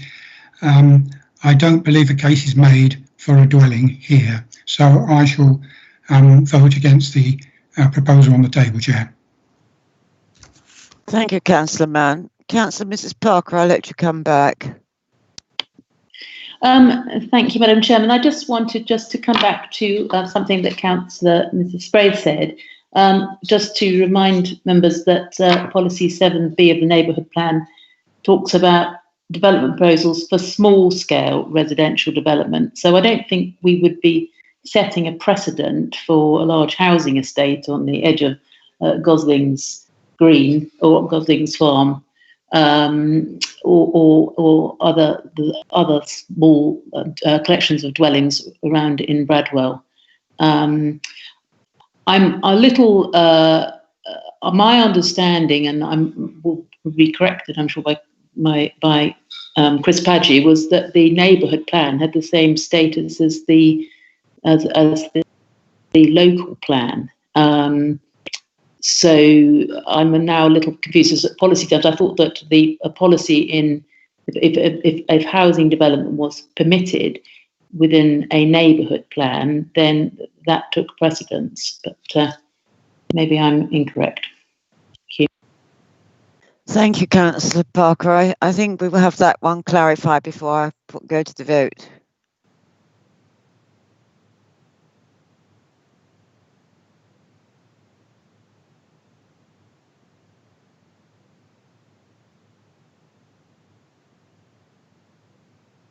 Who's responding? Thank you, Madam Chairman. Thank you, Councillor Parker, for the question. I think the key issue here is there is a conflict depending on what policy and what plan you're actually looking at. So while the neighbourhood plan is made and some weight has got to obviously been given to that, some weight has obviously got to be given to the adopted local plan and the adopted core strategy that collectively form the development plan, and we also then have the national planning policy framework. So obviously there is an interpretation and a different interpretation of the relevant policy in the neighbourhood plan. My understanding is there's no allocation within the that's being made within the neighbourhood plan for new housing sites. So it is a question of weighing up the conflict between the adopted development plan, between the various policies across between the neighbourhood plan, the adopted local plan and the core strategy, and coming to a view. Officer's position is clear in that the wider conflict with the development plan, along with our interpretation of the neighbourhood plan in terms of the conflict with the relevant policy, means that the recommendation is for refusal. But this is a clear case where actually the policy considerations, if members are interpreting the neighbourhood plan and have a different interpretation in terms of the scheme's compliance with that policy, it's then still a case of having to weigh up the other relevant policies, the other relevant adopted policies, and obviously the national planning policy framework as well. So again, hopefully that clarification is helpful.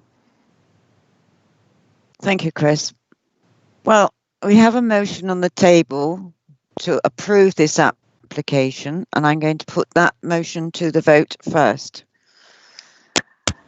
Councillor Abbott. For.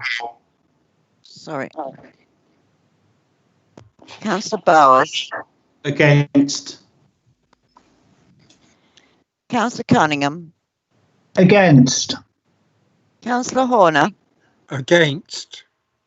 Councillor Johnson. Against. Councillor Mann. Against. Councillor Monday. Against. Councillor Mrs. Parker.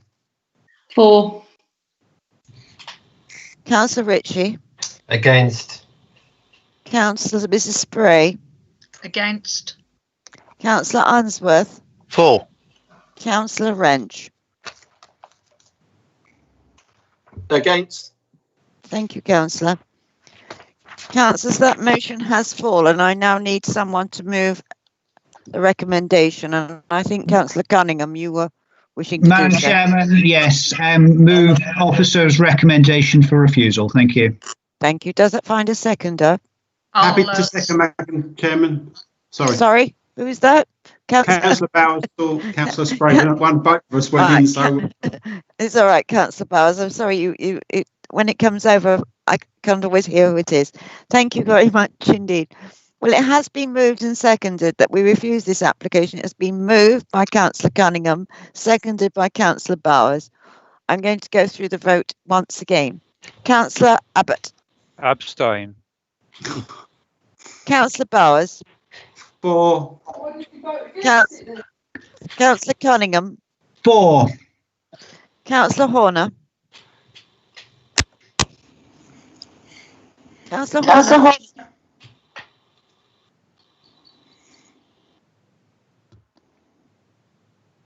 For. Oh, thank you, Councillor. Councillor Johnson. For. Councillor Mann. For. Councillor Monday. For. Councillor Mrs. Parker. Against. Councillor Ritchie. For. Councillor Mrs. Spray. For. Councillor Unsworth. Against. Councillor Wrench. For. Thank you, members. That application has been refused. Thank you very much indeed. We'll now move on to the application 1902325 for 31 Skips Hill, Braintree, and I do have a speaker for this application. It's from Mr. Jonathan Davies, and it's going to be read by Allison Webb. Allison, are you there? Hello, Madam Chairman. Yes. Thank Just getting you. it for you. Thank you. Mr. Jonathan Davies. The report before you has admitted a significant number of our objections, including those based on statutory requirements, which would give the authority every reason to reject these plans. For example, the required provisions for people with a disability in the MPPF are missing, as well as the protection to the building 600 millimetres out. Both statutory requirements, both missing from the plans, and both reasons on their own to reject this application.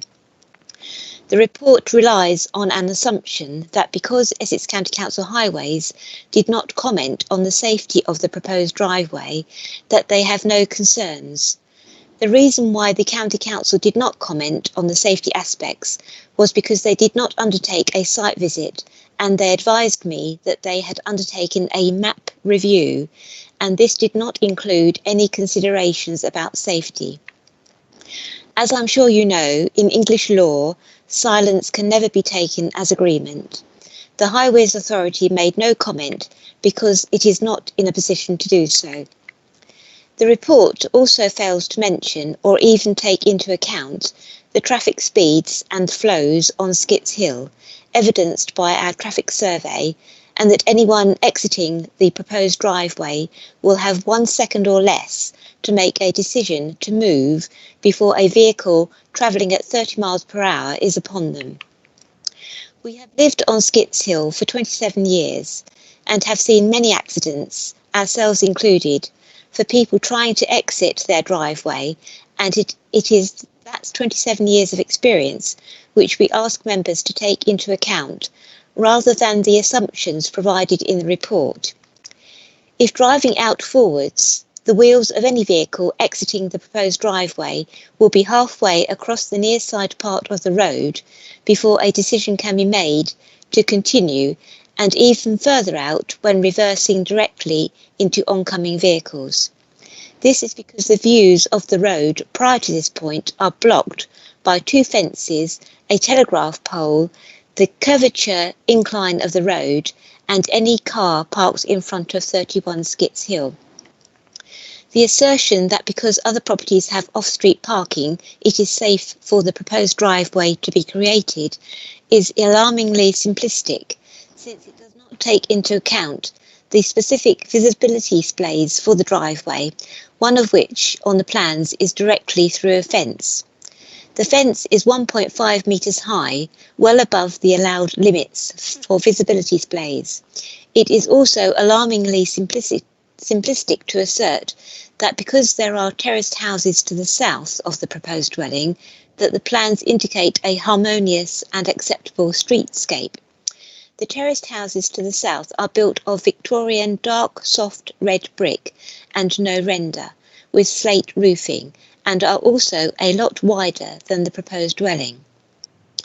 The plans show a building higher than the terraced houses, with matching wavy-fronted, light-coloured hard bricks to the lower half from a 1950s pattern, and render to the top, and so the proposed dwelling is completely different to the terraced houses next to it, making a disruptive street scene.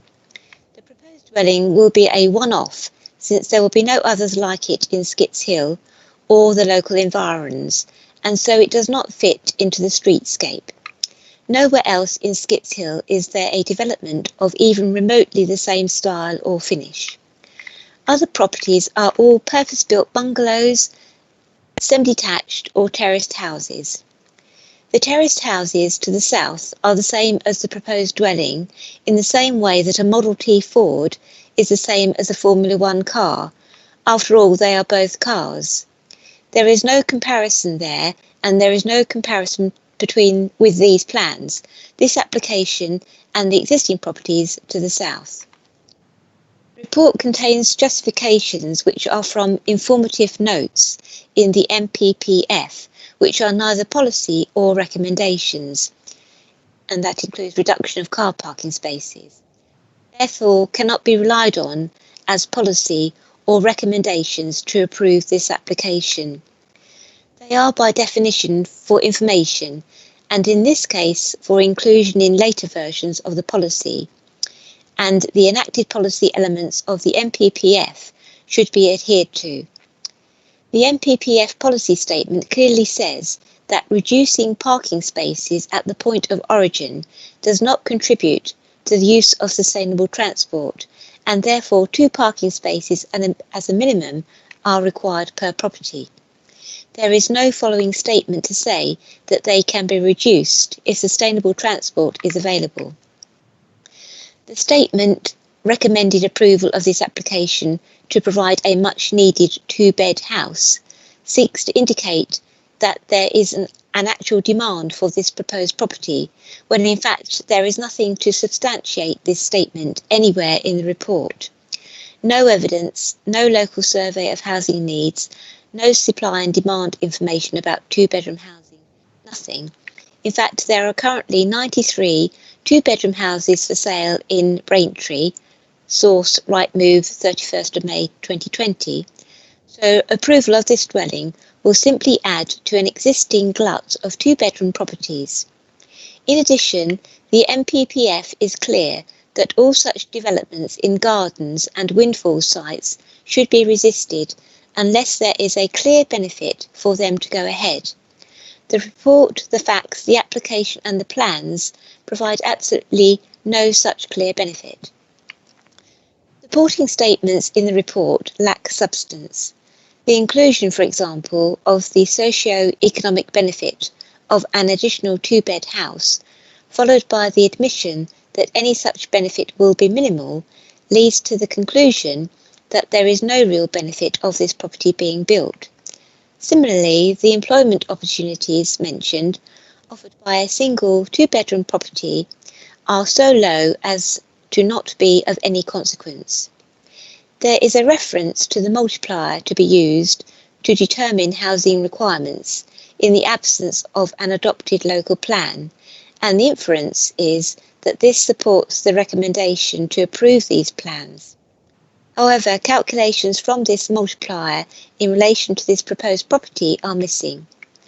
It is just a statement that such a multiplier exists, and in no way justifies the approval of the plans for a house, which under the current and draft local plans is just not needed. There are too many of our objections and statutory requirements in our many pages of submissions missing and points not evidenced or substantiated for it to be reasonable to ask members to approve these plans. This could lead members to make a decision which runs counter to the MPPF, planning law, and indeed breaks many policy requirements in favour of a property which is patently obvious is most certainly not providing a much needed 2-bed house. There are 93 other properties available which prove this is not the case. That's the end of the statement. Thank you, Chairman. Thank you, Allison. Thank you very much. I'll now go to the presentation. It's going to be presented by Natalie. Thank you, Natalie.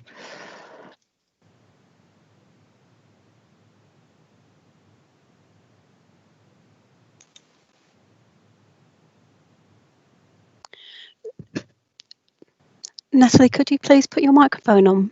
Your microphone's on mute at the moment. Thank you.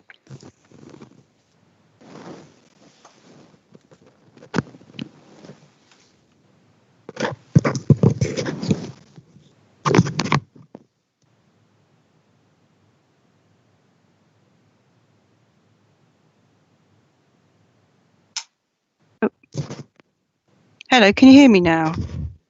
I apologise for that. This is the first time that I've used this. Bear with me. Right, here we go. Share my screen with you. What's going on? No.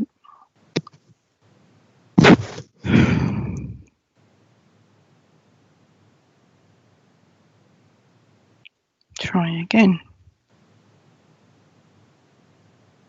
Natalie, we have your screen as it should be for members. Thank you. Right, I can't see it now, so just bear with me one second. Oh, here we go.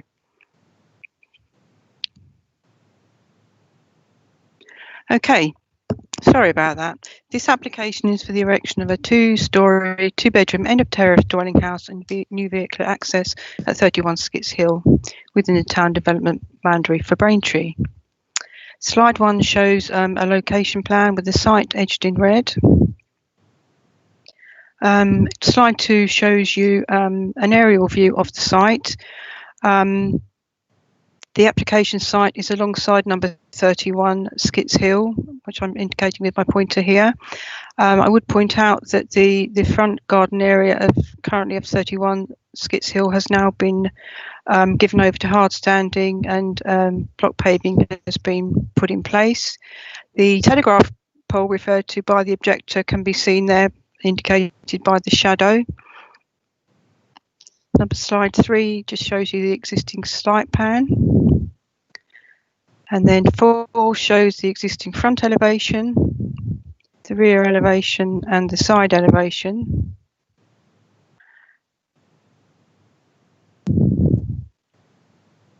And slide 7 shows you what we're proposing here is a modest 2-storey dwelling. This slide here shows you the layout of the first floor and the ground floor at slide 8. And the site plan here shows you how this development will be accommodated within the site. We did ask for 4 revised plans because we felt that to squash 2 car parking spaces here would be detrimental to the appearance of the locality. So we have here the dwelling has been designed as a small version of the existing dwelling. I am sorry about this, something's gone really wrong. No, it hasn't. Right. Okay, so as I was saying, we asked for revised plans to limit the number of parking spaces on the frontage to improve the likely appearance, as we felt that whilst you could cram 2 spaces on there, it would not be beneficial in terms of the street scene. The new dwelling will have amenity space in excess of 50 square metres, which exceeds our current adopted standards. The remaining garden for the existing dwelling is slightly short of that. These are, as you can see from this slide here, number 10. The new dwelling is it's a smaller version of the existing dwelling. That's the front elevation, side and the rear elevation. And here are some photographs of the street scene. Number 31 is the middle house here. The objector's house is next door, where you can see to the left there is an extension built there. There is the telegraph pole referred to. In terms of the setback of vehicles from set within the driveway exiting onto the highway, the setback is exactly the same as exists for the existing dwelling and for the neighbouring property. This is a view, slide 14, from looking upwards towards the application site. There in the background you can see the Victorian terrace referred to. And again, the front view of the site there. And then again there. Right, I've tried to cover all the representations that have been made within the report and in terms of the statement that has been made. It's acknowledged that the proposal does not conform to Essex vehicle parking standards in terms of the amount of parking proposed for each dwelling. However, in terms of the size and the layout, that has been found to be satisfactory. Highways has stated to us that due to the site location, the number of vehicle accesses in the locality, the likely low speeds of traffic, etc., that they are content that the development would not give rise to poor highway safety or efficiency. Therefore, I was not party to the conversation the objector appears to have had with County Highways. I can only rely on what Highways have given us in writing. As the objector says, the character of the area is very mixed. There's a mixture of semi-detached properties, terrace properties, bungalows and so on. The design of the dwelling has sought to take its cue from the host dwelling and the neighbouring property next door. Therefore, we feel that whilst the proposal may not conform entirely with the vehicle parking standards. We feel that in terms of whether the dwelling could fit acceptably into the existing context, we feel that it can, and that to refuse the proposal purely on highway grounds would not be sustainable at an appeal. Therefore, we have recommended for approval, and I'm happy to answer any questions for anything that I may have missed, and I do apologise for my inept ability with technology. Thank you. Thank you, Natalie. We're all learning, I think. Councillor Bowers. Thank you, Madam Chairman. Yes, I did call in this application as it is in my ward, and I thought it needed to be brought to committee as there are, from my point of view, a few questions that need to be asked, especially in regards highways impact. I'm more than aware of the location. As a member, I visited this site. If any members would visit this site, it would bring home the safety concerns with this application. Now, I'm aware that due to recent restrictions, members probably haven't had a chance to visit this application site.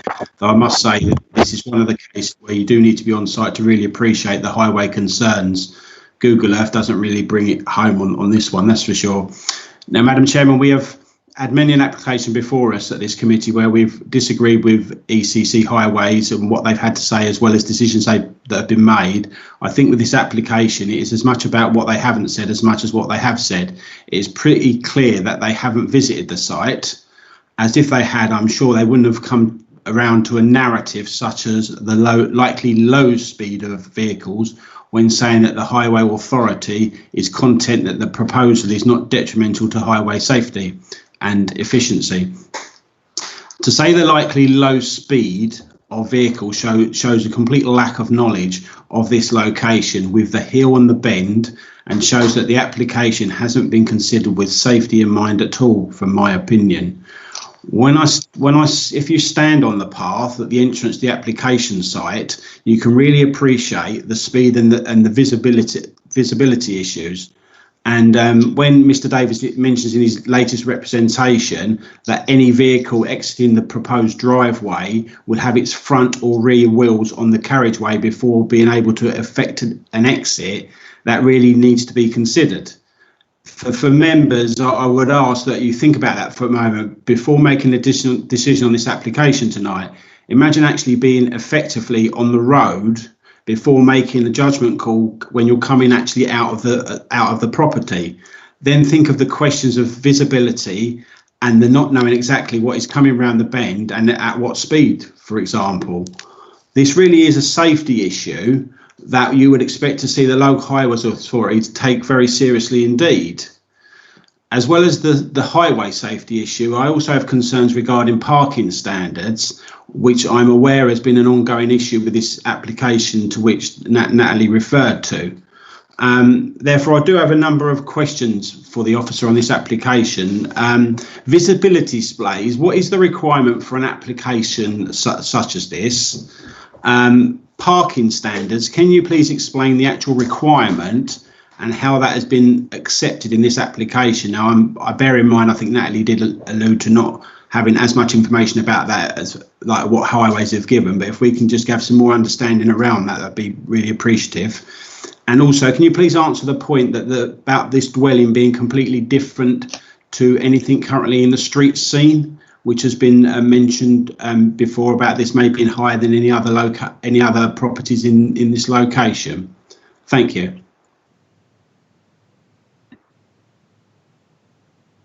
Thank you, Councillor Bowers. Natalie, would you like to respond before we move on, please? Thank you. In terms of the visibility displays, it's true that the drawing submitted by the applicant doesn't demonstrate that it can be achieved. However, highways have taken the view that because of the existing situation in the locality and the context that the site is within, that it would not be reasonable to withhold consent for that reason. In terms of parking standards, two-bedroom properties are required by the standards to have 2 spaces, a minimum of 2 spaces. And as I said, neither property will comply with that standard. In terms of the dwelling being completely different to any other dwelling in the locality, I take the point that the gentleman has made about it being different to the Victorian terrace. However, it's taken its cue from the host dwelling to which it's attached, and it is a simplified version of that dwelling. So the context in that area is so mixed, it would be very difficult to say that there is an overall character. So from that point of view, we've looked at it and carefully considered that we do feel that the design, by taking its view from the host dwelling, is acceptable. Thank you.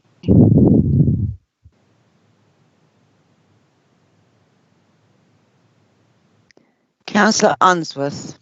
Thank you, Madam Chairman. Yeah, I have actually been round here. I've seen this. I think there's some valid points being made, but there is no parking there per se. So if there's no parking restriction, so that's it. And I think it's the same for everybody along there. So it would be very difficult to impose a traffic restriction on one house that is then not imposed on the other. So I'm happy to move officer's recommendation on this one. Thank you, Councillor. Does it find a seconder before I move on? Seconded, Councillor Abbott. Thank you, Councillor Abbott. Thank you. Does any Councillor Mrs. Spray? Thank you, Chairman. I'm really torn about this one, to be honest. I haven't visited the specific site in relation to this application, but I do know Skits Hill well. I've driven along there many times, and I do know where this location is.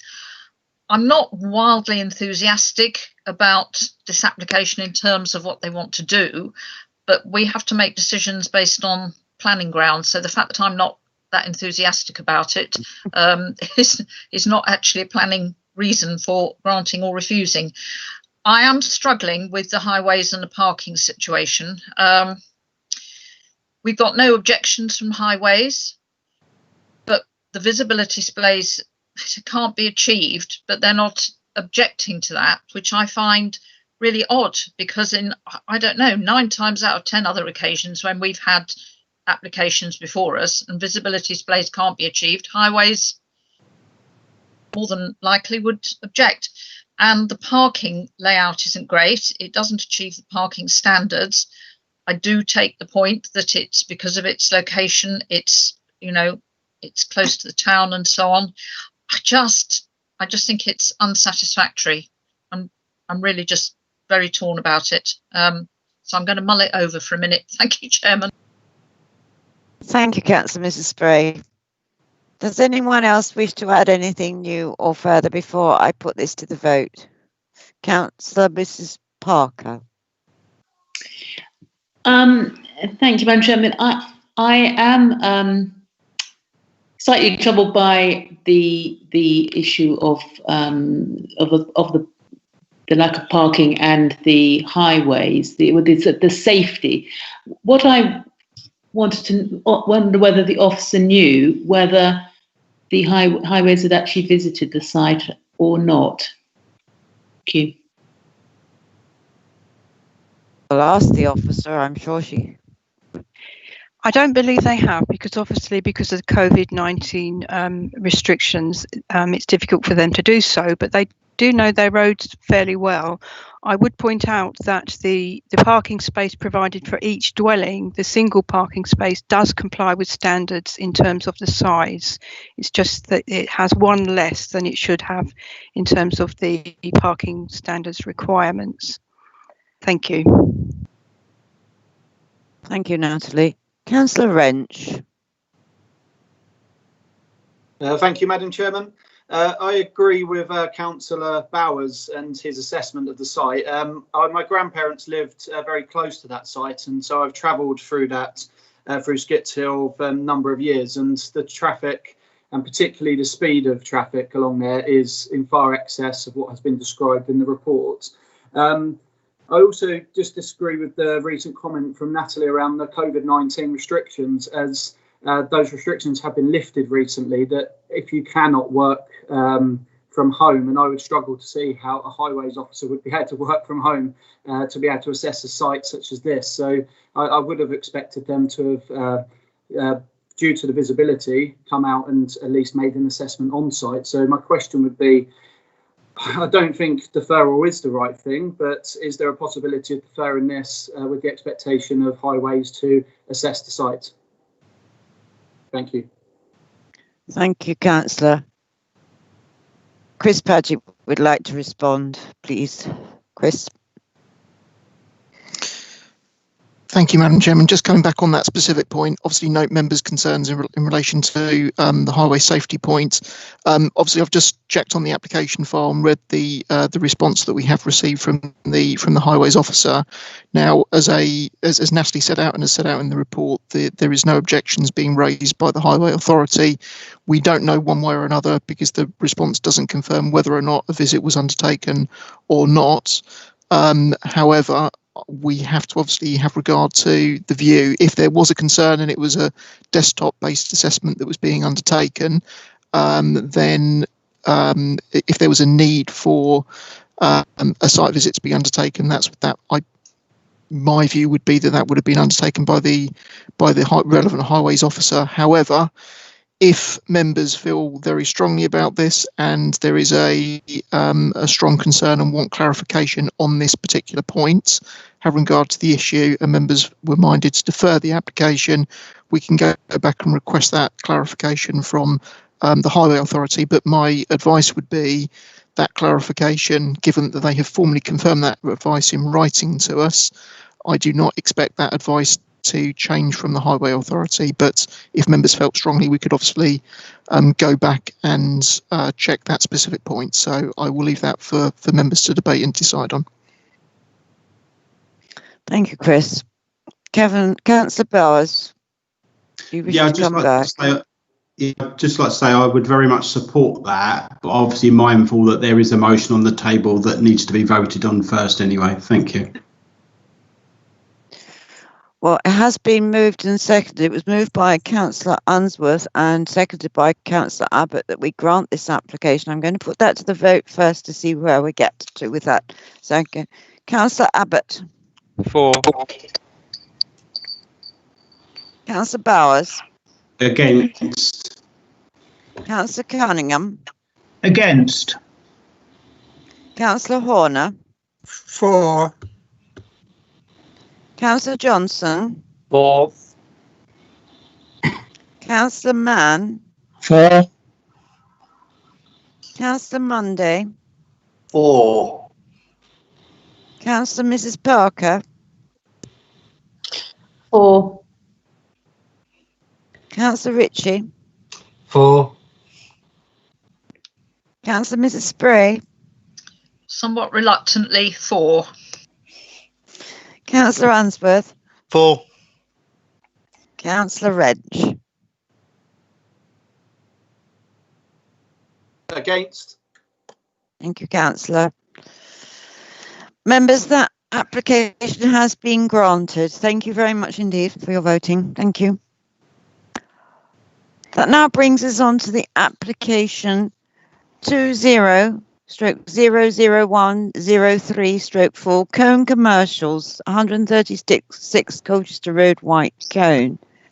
And I do have statements on this application, and this can be found on pages 111. I have two statements on this application, and the first statement is from Mrs. Helen Beck, and it's going to be read by Jessica. Thank you, Chairman. I will now start with the statement. Thank you, Jessica. Our Grade 2 listed thatch property, 130 Cone Road, White Cone, is next door to Cone Commercials, who have recently erected a fence that badly affects our visibility, so we can no longer drive safely out of our property onto the highway. We have previously had a very good relationship with the owners of Cone Commercial. They were aware that if their vans were parked too close to the road, we couldn't see the road properly. They happily moved the vans when we asked them to enable us to drive out safely. We were therefore staggered and saddened that they erected a new fence without any discussion with us. Where once leaving our drive was a relatively easy manoeuvre, with this new fence in place, it is becoming impossible to leave safely as our view is restricted. The fence is no more than half a metre from the edge of the highway, although the application states it is 1 metre away. The fence appears solid even though it's a mesh security fence, which gives us no visibility. It is well documented and recorded that traffic travels very fast through White Combe. It is not unusual for traffic to speed past our house at 60 to 70 miles per hour, in spite of the 30 miles per hour speed limit. There is a bus stop and cars overtake buses at this bus stop. Cars also overtake others that are observing the speed limit. There is a tendency for traffic to gather speed as it leaves White Combe heading for Colchester, and drivers frequently don't observe the speed limit. You will appreciate, with this fence in place, that we now have to pull out onto the road blind. There have been too many near misses to record, and at all costs we want to avoid accidents that might be caused by this fence. Objections from local villagers show that others see the fence as a risk to life and would therefore urge the council to refuse the retrospective planning permission and enforce the removal of the fence with immediate effect. It appears that only the front of the fence has had retrospective planning permission applied for, so the site is in breach of other pre-existing conditions set out in application 016113/4, namely to the fence that surrounds all the whole of the premises. There is excessive floodlighting and illuminated signage which encroaches onto our property and the main road. This has become a distraction to drivers, and we would ask the Planning Committee to investigate this further. We hope that you will refuse this application and that the fence will be removed. We also would like to ask that any vehicles parked at Cone Commercial must be parked at a safe distance from the highway. I have included some images that highlight the issues we face. And Chairman, I'll just read the comments attached with each image, as I think they've already been circulated to you. Image 1, the comment reads, visibility is 0, highlighted further when the vans were temporarily moved. Image 2, visibility splay, vans parked too close to the road impede visibility along the fence. Image 3, if cars are travelling at more than 30 miles per hour driving into White Combe, they don't see our drive until the very last minute. In image 4, the fence is very close to the road. And Chairman, I think, yes, that is the end of the statement. Thank you. Thank you very much. Thank you. The next person wishing to have a statement read is Mr. John Wilson and Mrs. Heather Wilson. They're objectors, and this is going to be read by Allison Webb. Thank you, Allison. Thank you, Madam Chairman. Please accept this as the written statement on behalf of myself and my wife objecting to the retrospective approval of planning permission for the security fence erected at Cone Commercials, Colchester Road, White Combe. Highway safety. The fence, as erected, obstructs the visibility displays for vehicles using not only the site access from the property onto Colchester Road, but also obstructs the visibility displays for vehicles exiting the adjacent property, the thatched cottage 130 Colchester Road. This lack of visibility is a hazard to all users of Colchester Road, from cyclists to drivers of motor vehicles, and as such is to the detriment of highway safety. Whilst we are sure that the Highway Authority will comment on this, since it will be contrary to aims and objectives of management policy and guidance, our concerns are more direct, since it well may be our vehicles, our cyclists, our neighbours who will be involved in an accident due to the lack of visibility caused by this fence. Appearance. The property is in a rural area in which we live. There are open agricultural fields in the immediate vicinity of the site, and the pretty thatched cottage immediately adjoining the site is old and probably listed. We feel that the construction of the fence, its stark appearance, its dark colour, the fact that it is virtually opaque in appearance when viewed from most angles, in our opinion, means that it is not in keeping with a rural environment. We are not NIMBYs, but concerned residents that wish to retain the feel of the rural countryside without the encroaching urbanisation that this fence seems to represent. In rural areas, we use hedges to secure our properties. With native species, hawthorn has always been a good security option. Why wasn't this considered? Impact on local amenity. Whilst in the first instance there may seem to be no major detrimental impact of the fence on the local amenity, we feel that this is not the case. An amenity is something that makes it comfortable or enjoyable to live somewhere. The colour and opaqueness of the fence detracts from the beauty of the immediate area, and in this respect, the enjoyment of living in a rural village. Whilst not covered by this application, the increase in security lighting and signage at the site again has a detrimental impact on the local amenity. And that's from John and Heather Wilson of Colchester Road, Whitecombe. That's the end of the statement, Madam Chairman. Thank you very much indeed, Alison. We'll now come to the presentation. The presentation is going to be made by Chris Padgett. Thank you, Chris. Thank you, Madam Chairman. I will just share my screen with the presentation. Bear with me 1 second.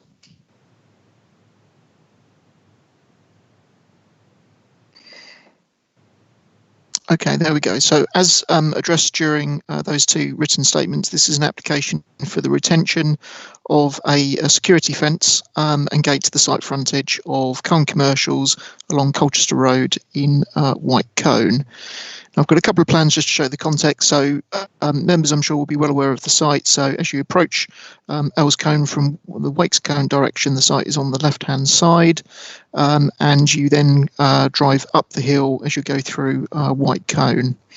I've got some photos in a second as well, which actually show the proposal in more detail. So this is the site plan, and you'll just be able to make out at the front of the site the line of the fencing and the arrangements for the gate at the front of the site. You can just see the bottom of the or the building at the bottom of the slide there. So slide 3.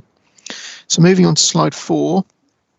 The first photograph, so this is on the approach into Whitecombe. You'll see the application site on the left, and you can see the fence hard up against the road frontage there, with vehicles parked behind on the actual application site.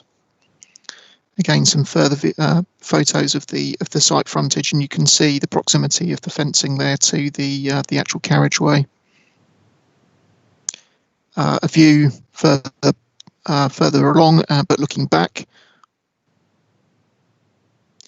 And again, picking up one of those comments which was made within the written statements about actually when you see the fencing side on, it becomes more dense in appearance, whereas obviously if you look at it front on, you can obviously see through the fence. And a further photograph, so on the right hand side you can see the listed cottage that's referred to, the thatched cottage. And then the last view. So this is a retrospective application, so we do have the benefit of obviously being able to assess the proposal completely on site. There are a number of key points here to make. So within the actual application submission, the applicant has set out a justification which is effectively to provide security for the application site. Looking at some of the historic images of the site, there was a very low level means of enclosure. It looked like almost like a knee rail that ran around the boundary of the site. So the frontage was previously very open. Obviously the applicant has a desire to enclose it and wants to provide security for the actual site to deter theft and so forth. So in terms of the objectives of the applicant and the provision of a fence in principle on the location is acceptable, the key question in this particular case is the design, the siting of it, and then the impact of it on the listed building, the wider area, and then also in terms of highway safety. So taking those points in turn, we do have a concern which has been highlighted within the consultation response from the historic buildings consultant. Given the proximity of the adjacent listed building, there is a concern that the proposal adversely affects the setting of that listed building, and the historic buildings consultant has identified less than substantial harm. So this is the lower end of harm in accordance with the NPPF definition, but it is nonetheless harm. We are required to weigh the public benefits of that proposal against the harm, and in this particular case we've concluded that those public benefits would not outweigh the harm, and therefore that would form one of the recommended reasons for refusal for this particular application. We also have received an objection from Essex County Council Highways on highway safety grounds. So again, that is an issue that we are concerned about in this particular case, given the proximity of the fencing to the existing carriageway and the potential for it to obstruct visibility displays coming in and out of the application site. So that also forms a recommended reason for refusal. And then lastly, in terms of the impact on the character of the areas, members would have noted from the photographs on the earlier slides, this is obviously on the rural edge of the village as you approach into White Cone, and the proposal given it is so hard up against the highway is a very harsh visual entrance into the village, which is in direct contrast to the other hedgerows that you see along the road frontages as you come into White Cone. So that also forms a reason for refusal on the recommendation. So obviously, while we note that the applicant has a desire to obviously provide a fence, obviously in this particular occasion, it is considered that the siting and the location of the fence is unacceptable for those reasons. An alternative proposal may well be acceptable, and it's unfortunate this is a retrospective application because this is one where we possibly could have arrived at a suitable compromise and gone back and requested amendments to the scheme and sought to get the fencing returned back. A couple of points of clarification as well, because there's reference within the written statements, obviously to other unauthorised elements on the site. Obviously, what members are considering here this evening is what I've described before you, so the retention of that fencing. To be clear on the process, should members be minded to refuse this application, the applicant, as members will be aware, does have a right of appeal against the council's decision. We would have to understand the applicant's intention following any decision of the council to refuse this application. But what I would highlight is this is one where we would be looking to proceed with enforcement should members decide to refuse it. So we'd obviously have to understand the applicant's intentions in terms of appeal. But given the harms that we have identified here, this is something that we would be looking to resolve as the local planning authority. So hopefully those clarifications are clear. The recommendation this evening is to refuse planning permission for this retrospective application for those three reasons which are outlined within the recommendation of the report. Happy to answer any questions, Madam Chairman. Thank you very much, Chris. Thank you. Councillor Mrs. Spray. Thank you, Madam Chairman. Thank you, Chris, for the presentation. Chairman, I'd just like to start with an apology and a correction. I think when I declared an interest at the beginning, I said I'd made a site visit at the request of the applicant. That was a real slip of the tongue, I'm afraid. It was actually at the request of Mr. and Mrs. Beck, who live at the listed cottage next door. Mrs. Beck spoke this evening, so apologies for that. And when I submit my declaration of interest form later, I will make sure I make that clear. Right, thank you. So, yes, I did make a site visit some time ago when the fence was there and put up in place, and before planning application actually came in. I made the site visit at the request of the Becks because of their concerns about the highways issues. I've 2 points to make. I'll start with the appearance of the fence. It doesn't add anything to the local scene. It does look out of place at the entrance to the village. I know that on some photographs, you know, you might look at it and think, well, you know, it's not very prominent, but actually it is, and it isn't suitable. If there has to be something there for security reasons, and I'm not convinced about that, but that's another matter, it needs to at least be in keeping with the surrounding area, and it's at the start of the village, and there are fields. It's quite rural around that bit, and this fence simply isn't suitable. The main issue for me is the highways, and this is a real problem. When I visited the site, I drove into the Beck's driveway and turned round, so I was facing forward to come out.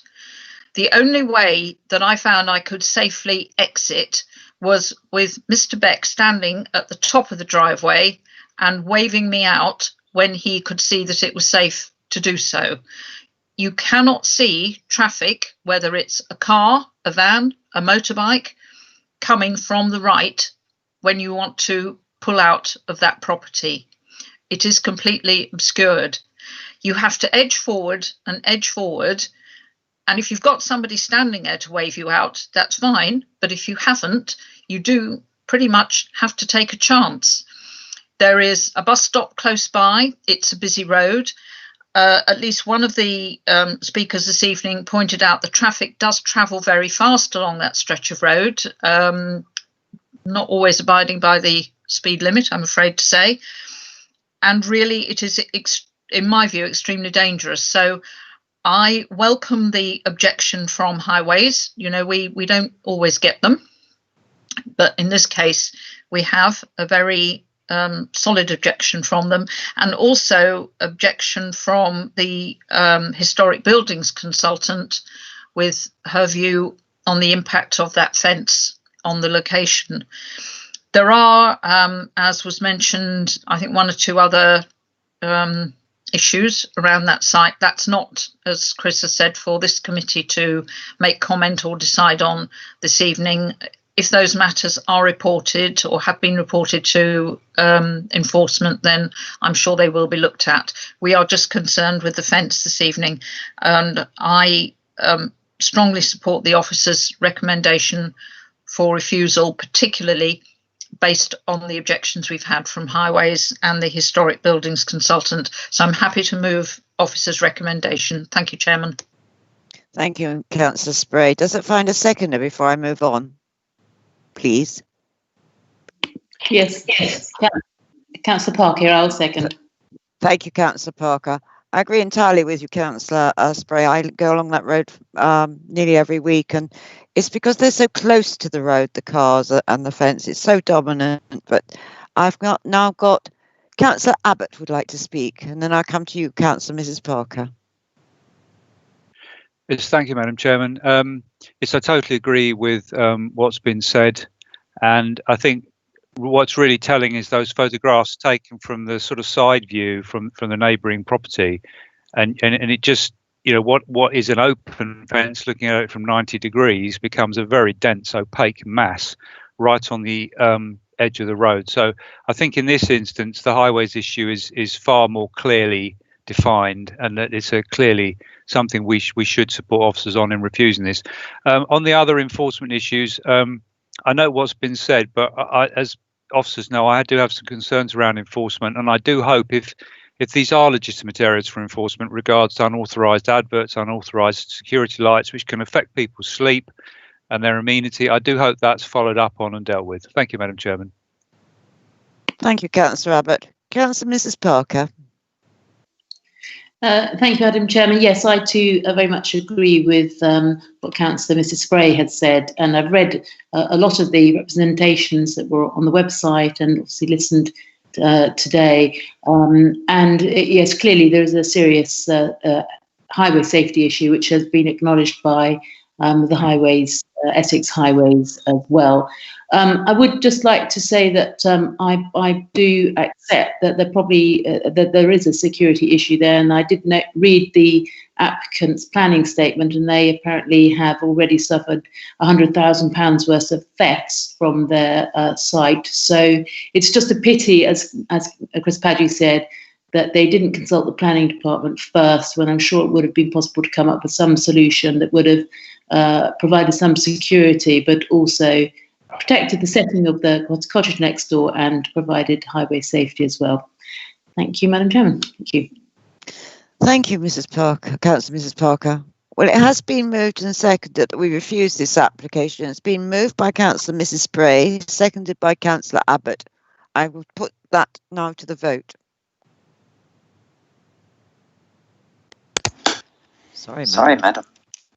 Members, I've lost my sheet. Councillor Abbott. For refusal. For refusal, thank you. Councillor Bowers. For. Councillor Cunningham. For. Councillor Horner. Councillor Horner.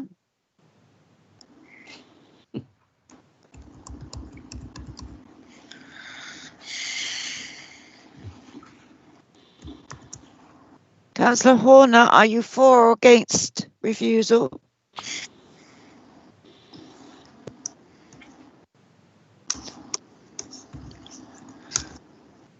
Can you hear me? I can now, yes. For refusal. Thank you very much. Thank Sorry you. about that. Councillor Johnson. For. Councillor Mann. For refusal. Councillor Monday. For. Councillor Mrs. Parker. For. Councillor Ritchie. For. Councillor Mr. Spray. For. Councillor Unsworth. For. Councillor Wrench. For. Thank you, members. That was unanimous refusal. Thank you very much indeed. We'll now come back to the second item on the agenda, which is item B, application 1900874 Outland at High Garrett. Can be found on pages 45 to 72. We just need to check that Councillor Mann has left the meeting.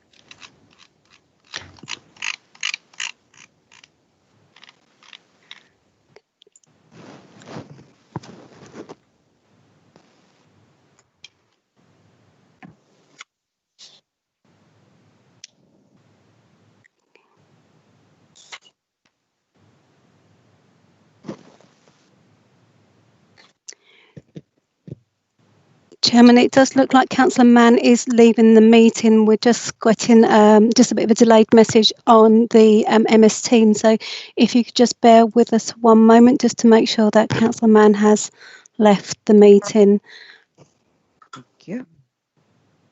Madam Chairman. Yes, Councillor. Can I just point out, I don't seem to have any way of communicating with you this evening to participate. I can hear and see everything, but I don't seem to attract your attention. You haven't got chat again. I haven't got anything on my screen at all. Chairman, if I may, Councillor Johnson, if you hover over your screen, your taskbar should come up. Yep. Okay, and if on the right hand side you've got your red telephone marker to hang up. Yep. Then you've got outline of two people. Show participants, yep. And then you've got show conversation. Show conversation. Show conversation is your chat function. That is what you just need to press on to get the chat function up so you can indicate to the chairman. Do you have that, please? Thank you. Okay. Thank you, Chairman. I do apologise for that delay, and I can confirm that Councillor Mann has left the meeting. Thank you, Chairman.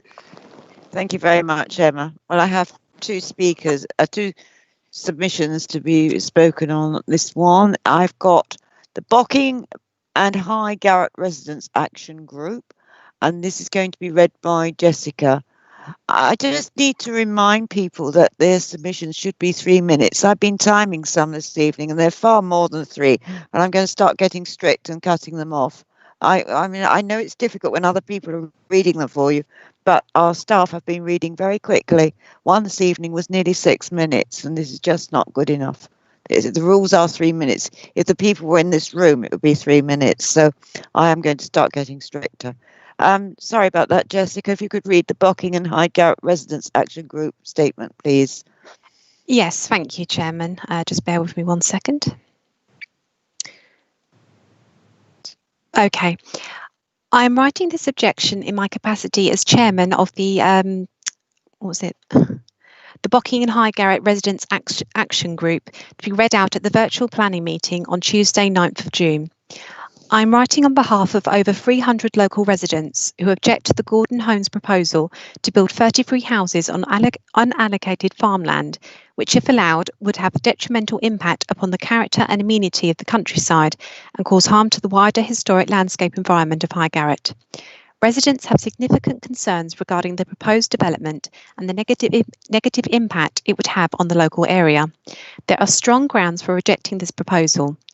This site is in the countryside and outside of the defined village envelope and is remote from a whole range of services including shops, schools and doctors. Any future residents of the development would be heavily reliant upon private cars, and as such the proposed development conflicts with the adopted local plan, adopted core strategy and the aspirations of the MPPF, and as such does not constitute sustainable development. The application fails to recognise the importance of the site plays and the setting it creates in presenting a soft undevelopment approach to the town and controlling urban sprawl. If allowed, this application would result in the intrusion of development into the countryside to the detriment of the rural character of the site and its wider setting. The loss of a large area of established hedgerow and trees to create the entrance blaze and the 2-metre high sound deadening fence along the A131 boundary would further add to the detriment of the rural character of the site and its setting.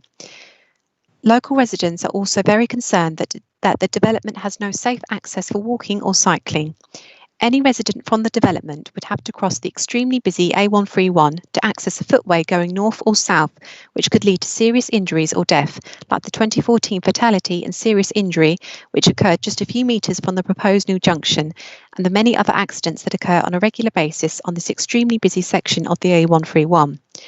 Many residents are surprised at the Highways report, which, despite indicating that a new junction is contrary to their own development management policies, have decided not to raise an objection.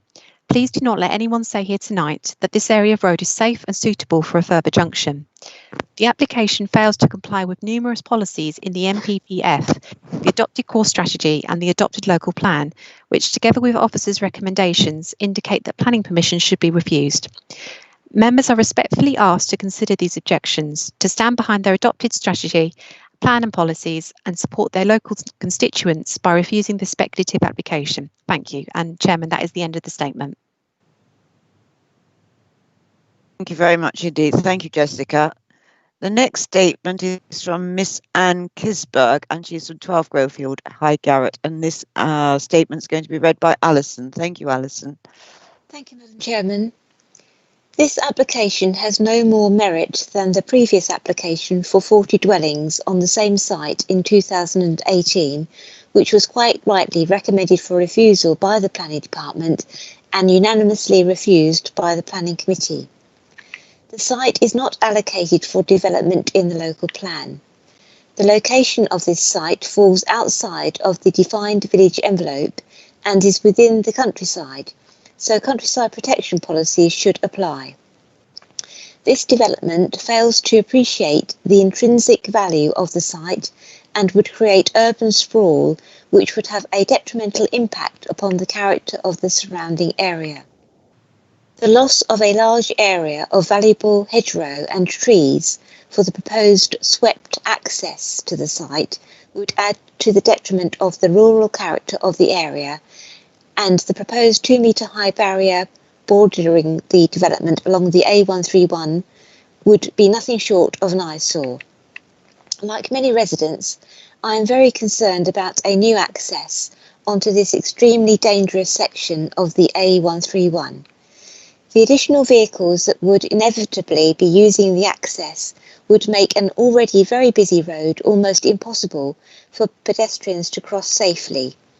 There has already been a death and serious life-changing accidents near the adjacent Grove Field junction. There is no safe cycle route to or from this site, and pedestrians would have to cross this busy road to access the footpath. The proposed central reservation will be extremely dangerous, particularly for parents with pushchairs or young children and the elderly or disabled. Standing in the centre of a very busy road with fast-moving traffic in both directions is risky and dangerous. A previous application for the change of use and erection of a stable block on an adjacent field was rejected in 2017, and many of the grounds on which it was refused are also relevant to this application. Facilities and amenities in this area are beyond any reasonable safe walking distance, so residents would rely on travel by a private motor car, making it unsuitable. Vehicle usage would be increased on an already busy road that in normal circumstances endures fast-moving traffic and long queues. The design of the proposed development would be totally out of place in High Garrett and have a detrimental effect on the character and historic value of the environment. This area of High Garrett and Bocking is blessed with beautiful countryside, which, as one of the main approaches into Braintree, is highly valued by all residents and people who travel through the area. This development would result in an eyesore, which would be an intrusion of development into an important area of natural countryside. Any residential development should be allocated in more sustainable and appropriate locations where facilities and amenities are readily available. That's the end of the statement. Thank you, Madam Chairman. Thank you very much indeed. Thank you, Alison. That brings us to the end of statements on this application. We now go to the presentation, and the presentation is going to be made by Melanie. Thank you, Mel. Good evening, members. I'm just going through the process of sharing my screen.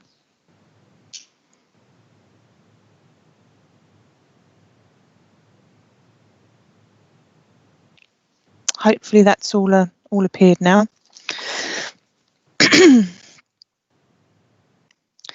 So as you're aware, this application before us is an outline planning application for the erection of 33 dwellings on the site to the west of Highgarrett, on the road out of Braintree moving towards Housestead. Most of you will be aware of where the site is. Moving on to slide 2 is the application site. To the south of it is a development known as Grovefield, and on the eastern side of Highgarrett is the existing dwellings that run along northwards to the junction where the road splits. Slide 2 shows an aerial photograph of the site, and you can this shows a little bit more detail in terms of where the site sits in relation to the neighbouring countryside and footpaths. You can make out this is the Grovefield development to the south, and then existing linear development along Highgarrett on the eastern side.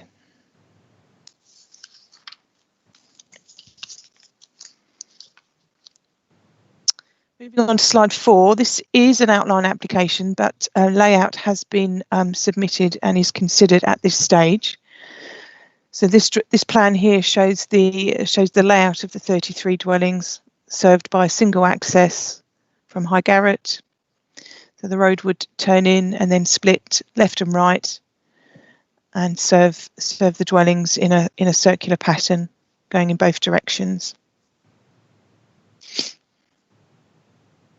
Moving on to slide 5, the pink shading indicates these as being the affordable housing. So there's 30% affordable housing provided on this site, and the dwellings marked pink are those. The next few slides show highways improvements. Before I go on to those, I just wanted to draw members' attention to page 56 of the agenda. I shall wait a while until you find that page.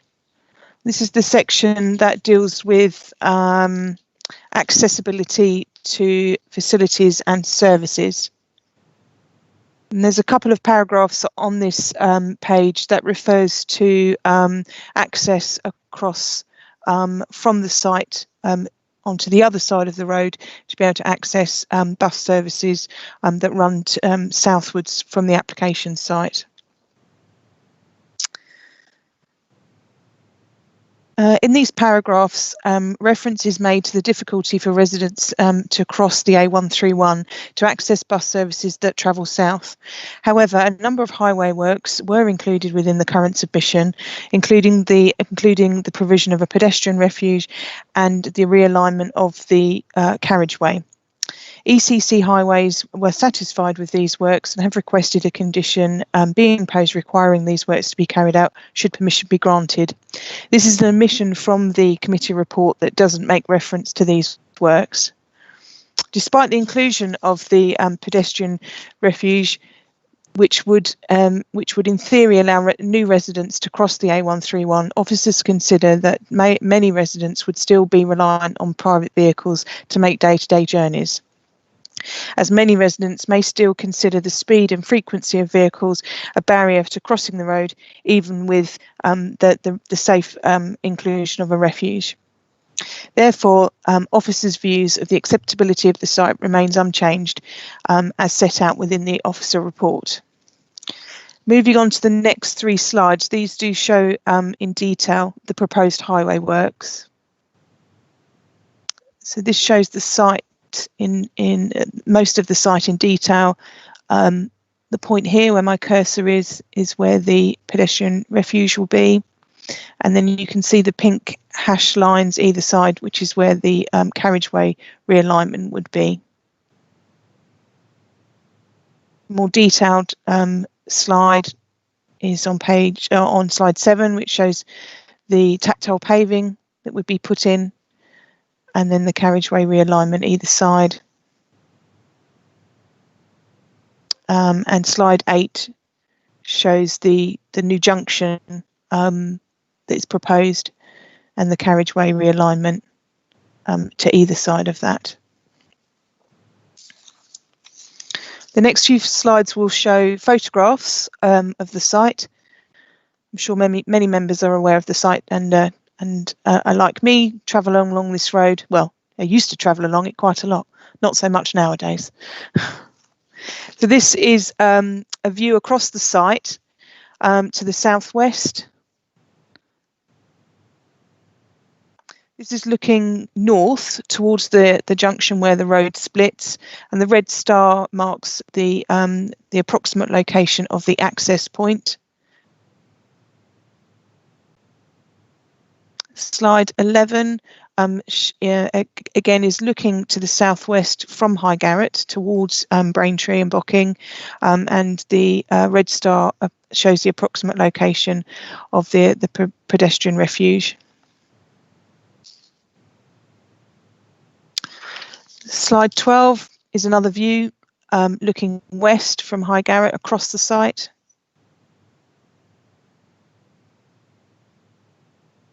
Again, another view across the site looking northwest.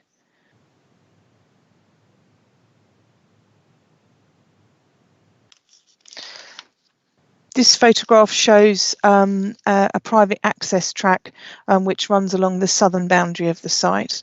This is private and it doesn't form a public right-of-way.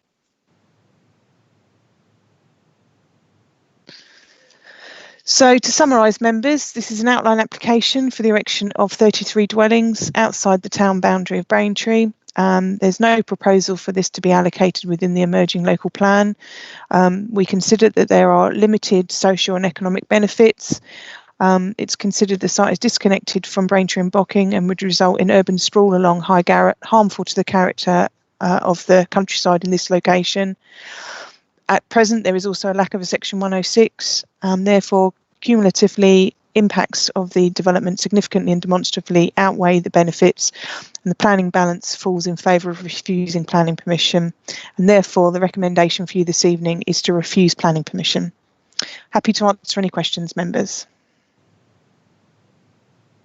Thank you, Mel.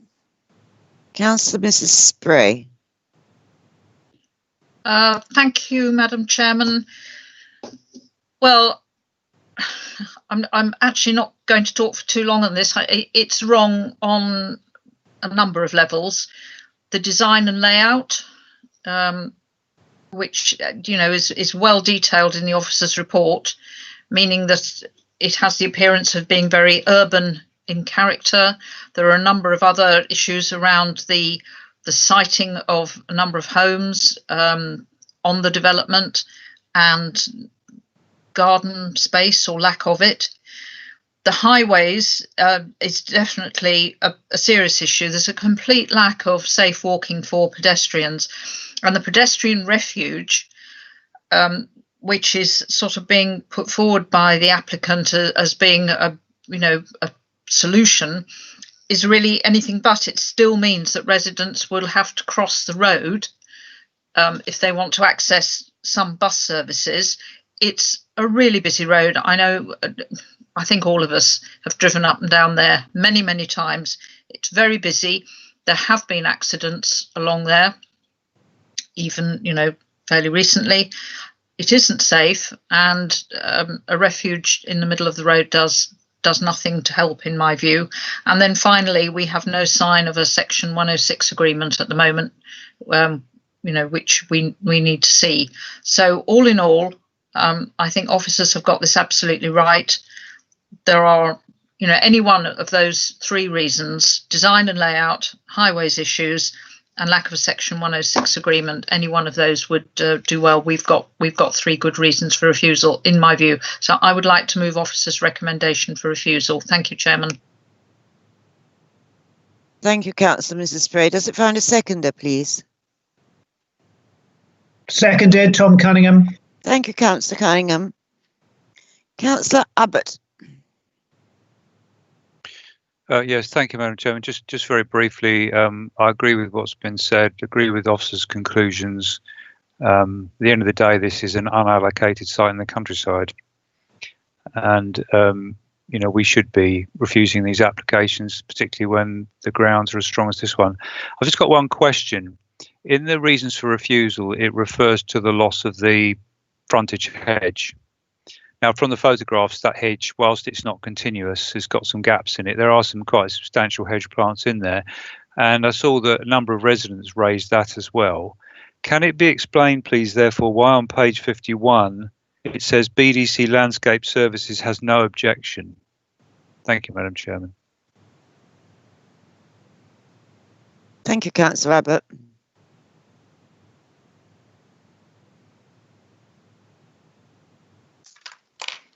Thank you, Councillor Abbott. Coming back on that, without being able to know exactly what was going through the mind of the landscape officer when he or she made those comments, if they're raising no objection, then that was their comment at the time. I think what they were looking at is more in terms of the landscape impact, in terms of wider views of the site. I don't know if Chris has got anything further to input on the comments from our landscape colleagues.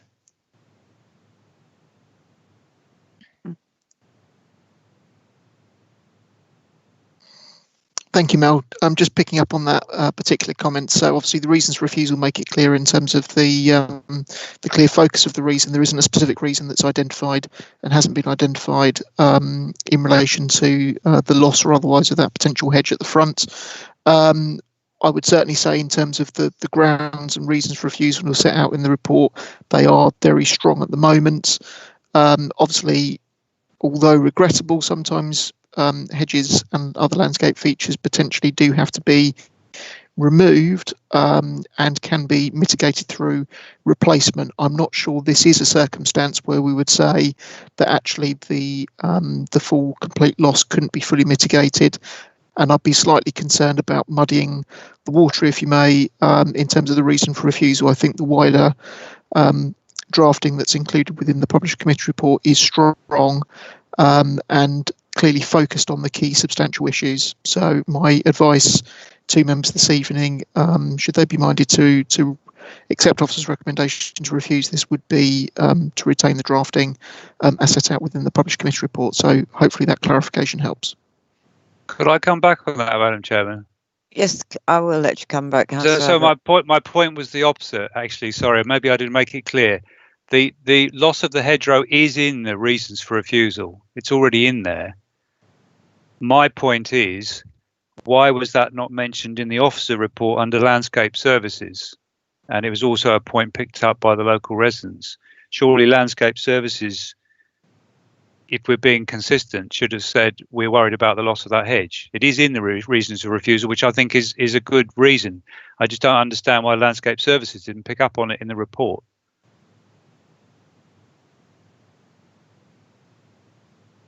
Haven't.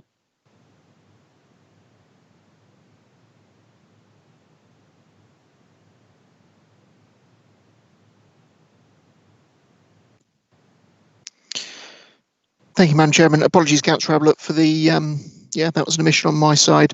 I can't offer any explanation in terms of, and I haven't got the response in front of me from Landscape Services, so it's something we would have to take back to actually query that particular point. Thank you, Chris. Councillor Cunningham, you did second it. I forgot to ask, did you wish to speak? Just very briefly, Madam Chairman, just to echo everything Councillor Mrs. Spray said. I think we've considered in the past that this isn't a suitable site for development, the High Garrett. I know there's a body of thinking that suggests High Garrett is a sustainable location for development. I think it's one that doesn't find favour with many, particularly local residents. So yes, very happy to second. Thank you. Thank you, Councillor. Councillor Mrs. Parker. Yes, I completely agree with the officer's recommendations too. And for me, the two main points are the things that really bother me are the fact that this would represent a real continuation of ribbon development, really sort of extending Braintree out along the road, which is not good design at all. And I am really concerned about having to cross this very busy roads. The traffic there is absolutely constant. And of course, the people who use buses mostly are school children, and trying to ask them to try and dodge the traffic onto a pedestrian refuge and then off again and dodging through the traffic, I think really is going to be extremely dangerous. So I would thoroughly agree with officers' recommendations. Thank you. Thank you, Mrs. Parker, Councillor Mrs. Parker. I have no one else indicating they wish to speak, so once again I'll put this to the vote this evening. We are voting to refuse. The recommendation is for refusal, and it has been moved by Councillor Mrs. Spray and seconded by Councillor Cunningham. Councillor Abbott. For refusal. Thank you. Councillor Bowers. For. Councillor Cunningham. For. Councillor Horner.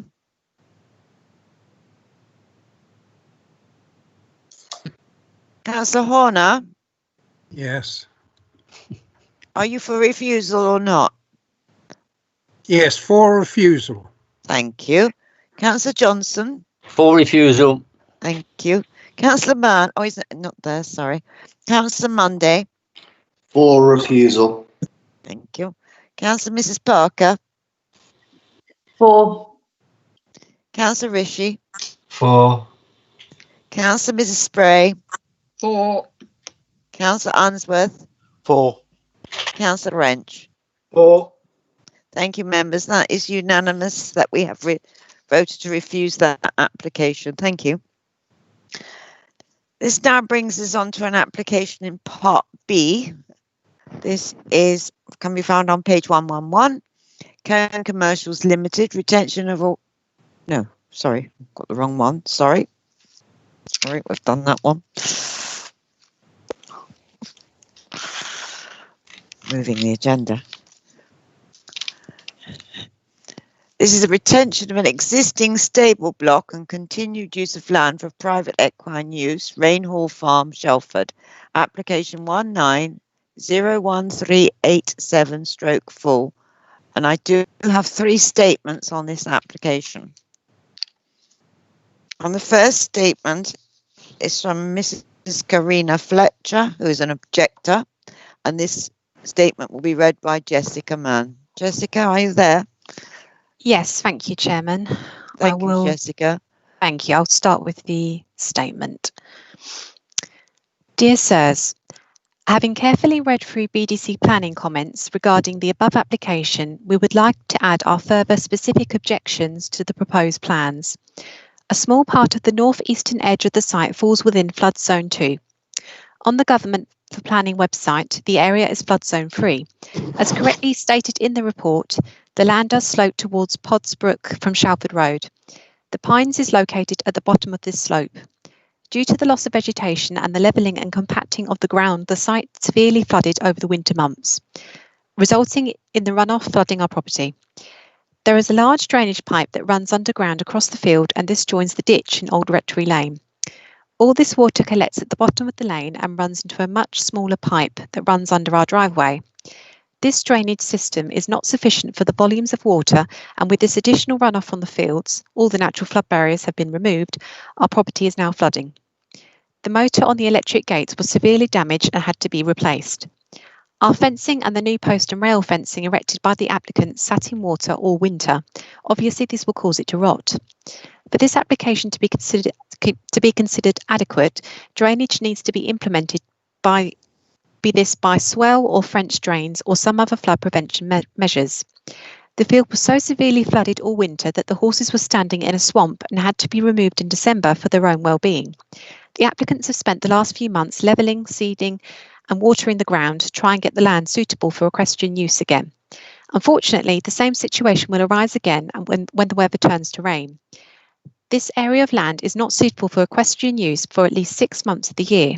At the top of the slope/field is a large redundant area of concrete hard standing, which lends itself perfectly for the erection of stables and forms part of the fallow land. Pictures are enclosed to show the severity of the flooding. This didn't happen before the site was cleared of reeds and vegetation. This area of land is a water meadow and should be left as such. The proposed orientation of the stables to facing north-east means the stable block/doors will be pointing towards the pines. This will create loss of privacy due to the plot looking directly into our garden and windows. Noise issues with construction, vehicles and frequent visits to the site. Light invasion due to lighting in the winter months and CCTV cameras will all have a big impact on our home and privacy. An additional area of agricultural land has been planted with grass seed to allow for more grazing. This is directly behind our back garden and approximately 18 metres from the house. The applicants will be looking directly into our kitchen and bathroom windows.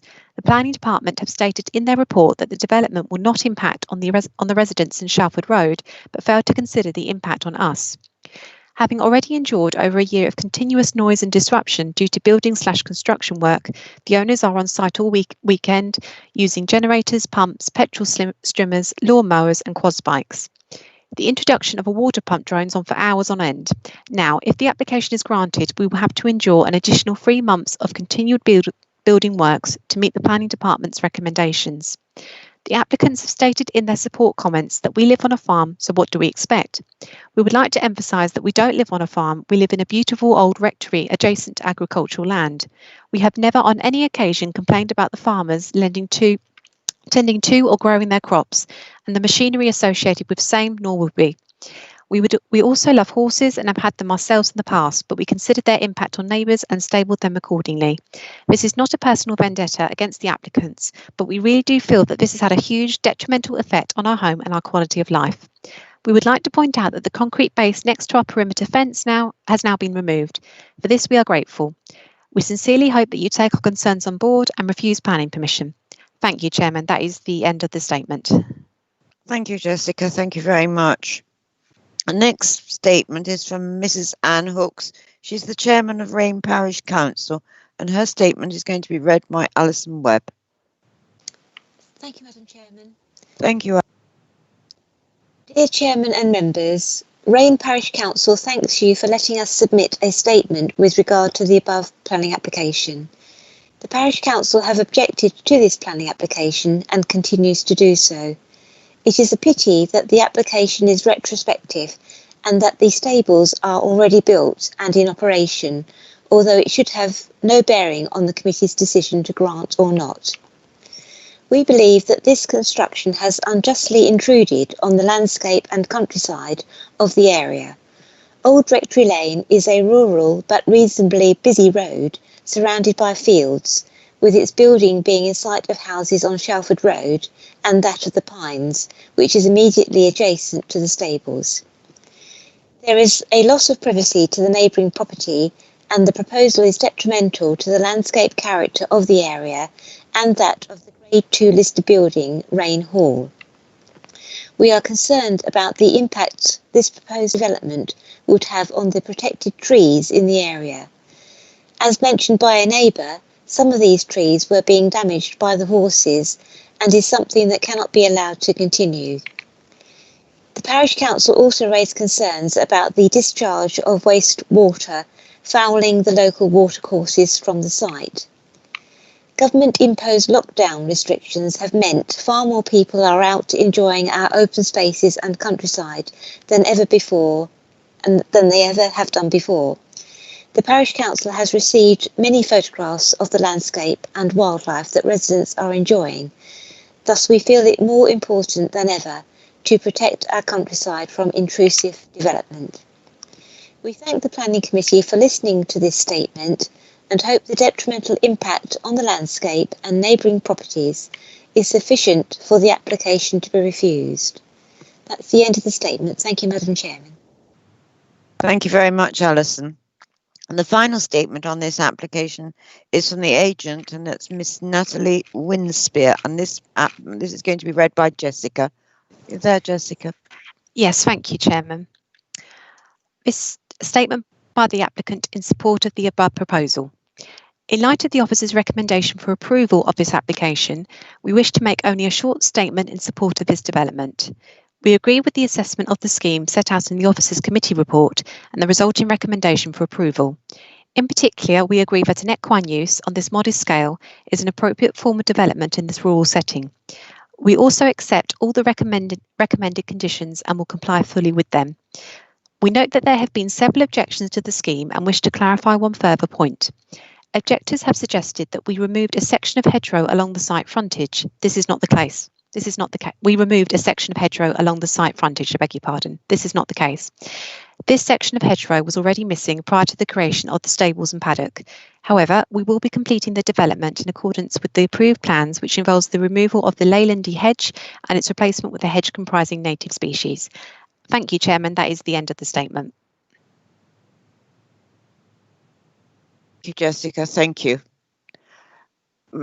Could I ask a member, would they move standing orders so that we can proceed beyond 10:15 before I go to the officer's report? Because I'm frightened we're going to run out of time.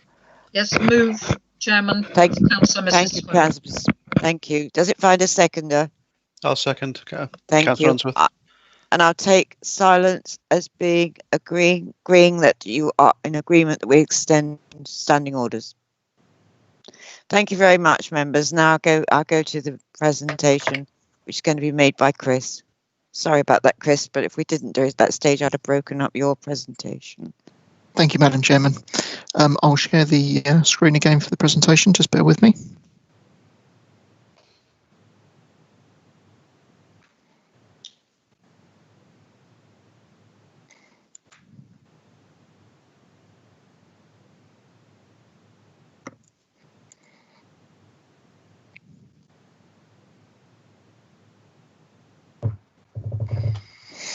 Okay, so as mentioned within the three statements that are made during question time, this is another retrospective application, this time for the retention of a stable block and the continued use of land for private equestrian use. The site is at Rainhall Farm, Rectory Lane in Rain. I've got a series of slides.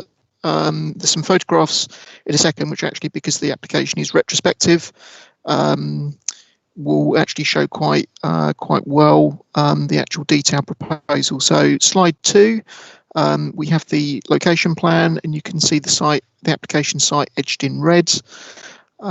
Moving on to, actually, sorry, before I do move on to slide 3, that also actually shows the relationship between the neighbouring property at the Pines.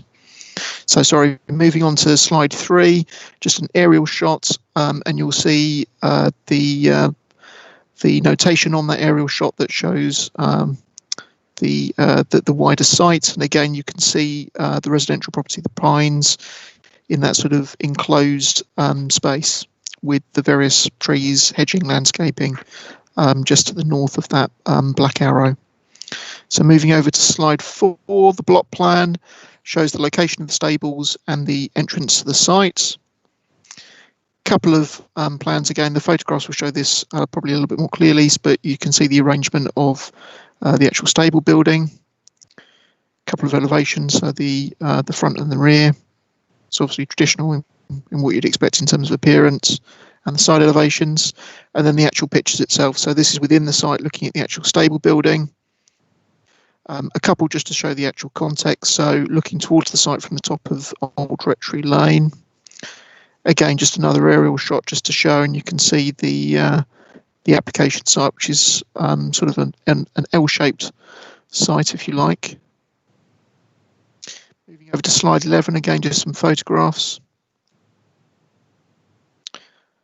You can see the site notice there, and then this more clearly shows the frontage of the site, and you can see just along the two frontages there of the the fence, so the one adjacent the lane, and one within the site where you have the Leylandii hedge, which is proposed to be removed and replaced by a native species hedge. And again, just a slightly different photograph, and you can see the stable building at the back there.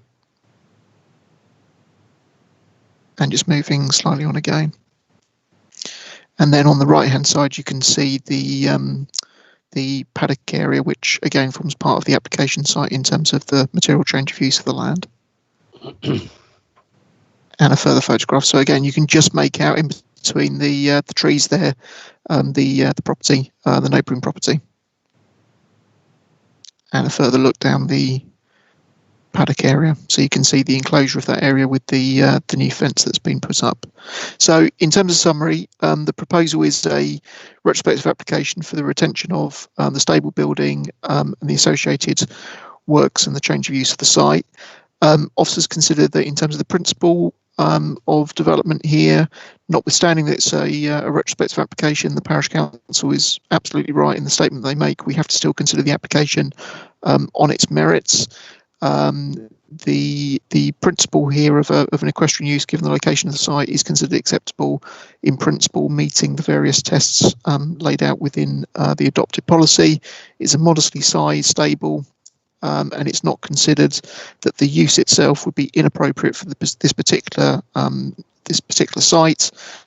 Obviously, aware of the concerns that have been raised from the neighbouring property in terms of impact on neighbouring residential amenity. As members would have seen from the location plan, it's considered that the relationship between the application site and the neighbouring property is some distance, and it's not considered that this proposal would adversely affect neighbouring amenity to the point where we would be recommending refusal of it as being an unneighbourly use, or introducing an intensive use that would adversely affect neighbouring residential amenity. No concerns in relation to highway safety either. The character and appearance of the building that's sought to be retained, so the stable building and the associated fencing, again, is considered to be appropriate given the location of the site and the rural character of the area. So it's not considered that this would adversely affect the local area, or, as I said, in terms of neighbouring amenity, directly the property at the Pines. So the application is recommended for approval here this evening. As it's a retrospective application, the number of conditions are limited. Critically, that includes a requirement about the replacement hedging. I would recommend, potentially, if members are minded, to accept officer's recommendation, not that there are any proposals that have been outlined, but in terms of external lighting, if members feel strongly, we could include a further condition to effectively state no external lighting shall be provided for the site unless those details are submitted for approval. So again, if members feel strongly on that point, we could add a further condition. But the application is recommended for approval in accordance with the conditions, and potentially that additional condition that I'm recommending. And happy to answer any questions, Madam Chairman. Thank you, Chris. Thank you. Councillor Unsworth. It's just very briefly. I noticed on the environment health officers, he made a recommendation for waste to be stored well away from the house. Can we pick that up in a condition anywhere, if at all? I'm sure we can, but we'll move on and then we'll sort all the questions in a moment. Councillors, is there anything else you want to ask? No, that was it. That was it. Okay, well, we'll move on and then we'll ask that question in a moment, because I'm sure there'll be some more questions. Councillor Abbott, sorry, I'm seeing names twice tonight. Councillor Abbott. Thank you, Madam Chairman. I don't blame you, it's getting late. Yes, I would support what Councillor Unsworth just said, because it was mentioned in the report. I'd also support what the officer said about a lighting condition. And in fact, Mrs. Fletcher, who lives at the Pines, specifically mentions that in her letter. She's concerned, particularly in the winter months. So I think that should be a condition, Madam Chairman. Thank you. Thank you. Councillor Mrs. Parker. Well, thank you, Madam Chairman. Yes, I completely agree with the officer's recommendation. This is an entirely appropriate use for a rural location, and it quite clearly meets our policy. And there is, I don't agree there's any impact really on the neighbour, given how far the stable is from their house. I personally, lighting is necessary if you keep horses, because in the winter months it'll be dark at 3:30, and if you need to bring them in for the fields or change rugs or whatever at night time, you need to have external lighting. I think it would be overkill to require a condition for external lighting. I'm sure it won't be anything extensive. Just some lighting outside so you can see what you're doing. So I wouldn't have thought a condition would be necessary personally. But I'm also happy to move officer's recommendation. Thank you, Councillor. Does it find a seconder before I move on? Councillor Ritchie, Madam Chairman. Thank you, Councillor. And Councillor Mrs. Parker, I'm afraid I've come across many places where the lighting has got out of hand. We're not saying no lighting, we're saying they have to come back with a lighting plan. That's what we're asking for, not banning lighting. And I do think it's so important, having seen floodlit across the valley on many, many occasions. So I disagree with you there. Now, I've got Councillor Abbott, did you wish to speak again? No? Yes, just very briefly, Madam Chairman, to support what you just said. So equestrian type facilities, I don't dispute what Councillor Parker says, that there may be a need for some lighting. That's not the point. The point is if it's uncontrolled, and this is the opportunity we have at planning application stage to control it, otherwise it becomes an enforcement or an environmental health matter, this is the time to set that benchmark down. I too have seen many such sites in rural areas where unauthorised menage floodlighting has been put up, floodlights on stables. It just makes sense that we control it now, and then there won't be a problem. Thank you, Madam Chairman. Thank you. Councillor Mrs. Spray. Thank you, Madam Chairman.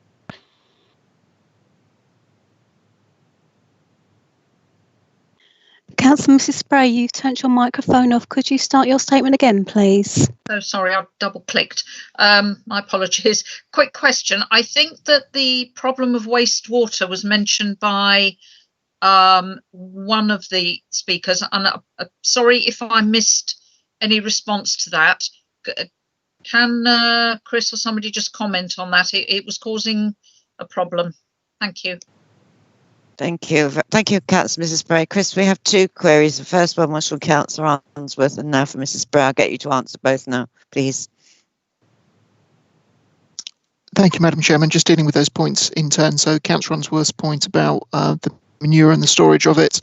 We do have condition 3 recommended, which is for details of that storage to come forward for approval.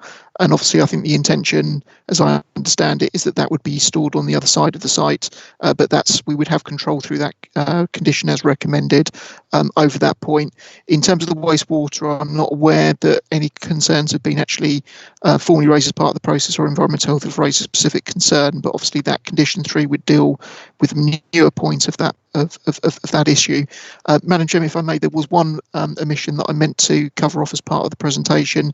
A big part of the written statement, the representation that was made by the Neighbouring Property was in relation to the flooding point and the works that have been done to the site, which has claimed to have exacerbated the flooding. I just wanted to respond to that point, because obviously the application that we're looking at here is really for the operational development that has taken place. So the stable building itself and the fencing, along with the change of use of the land, it is an identified area of flooding. So from our perspective as officers, we're not convinced necessarily that this particular stable building has contributed to the issues being referred to. We're not talking about a large area of impermeable area that's been created that would create that sort of runoff towards the residential property. So while not disagreeing with the issues that have been raised and the impact of that localised flooding in the area, it's not considered that would be a reason to resist this particular proposal. So hopefully those points are clear, Madam Chairman. Thank you for allowing me to just cover that.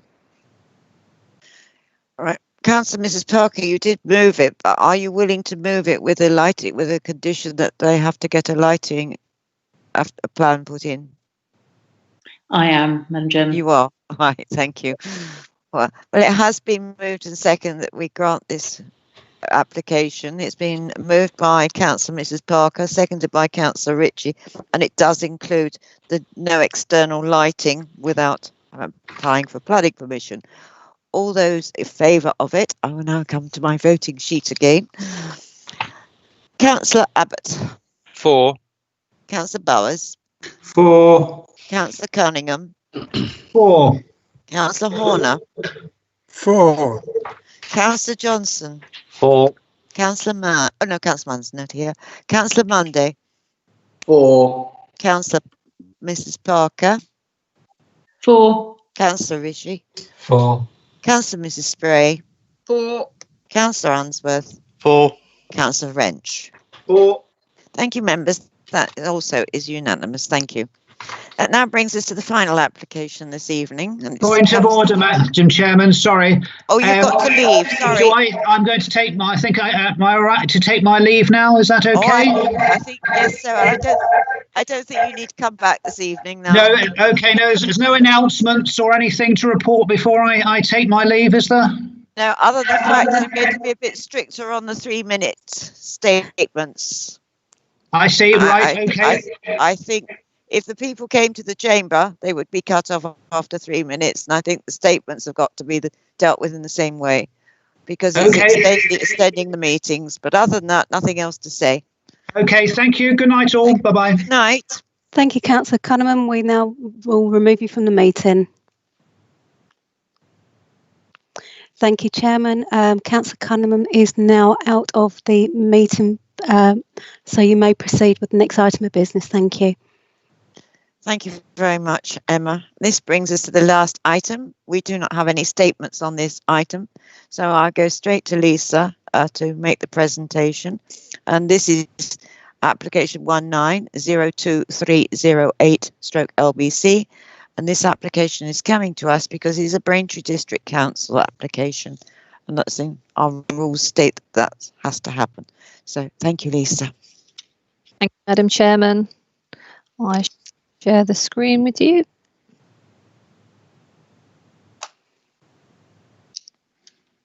So hopefully everybody can see that. So it's a listed building consent application for the removal of part of an external wall to the rear of the hall and its reinstatement. And I'm sorry to disturb you, I can't see your screen. Sorry, we haven't got a screen. Apologies.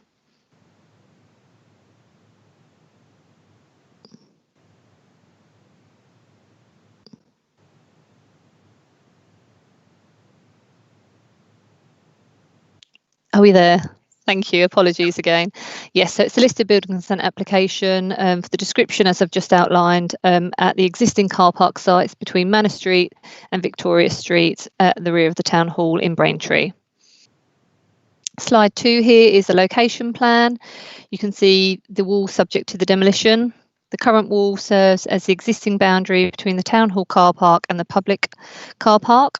To be clear, the existing structures that front onto Manor Street, so along here, which is the existing wall, existing pillars, archway and gates, are to be retained. This stretch of demolition is required as it forms a constraint, in terms of the construction of the approved redevelopment of the Manor Street site. The removal of the wall would not be a permanent feature, and its re-erection, it does form part of this planning listed building consent application.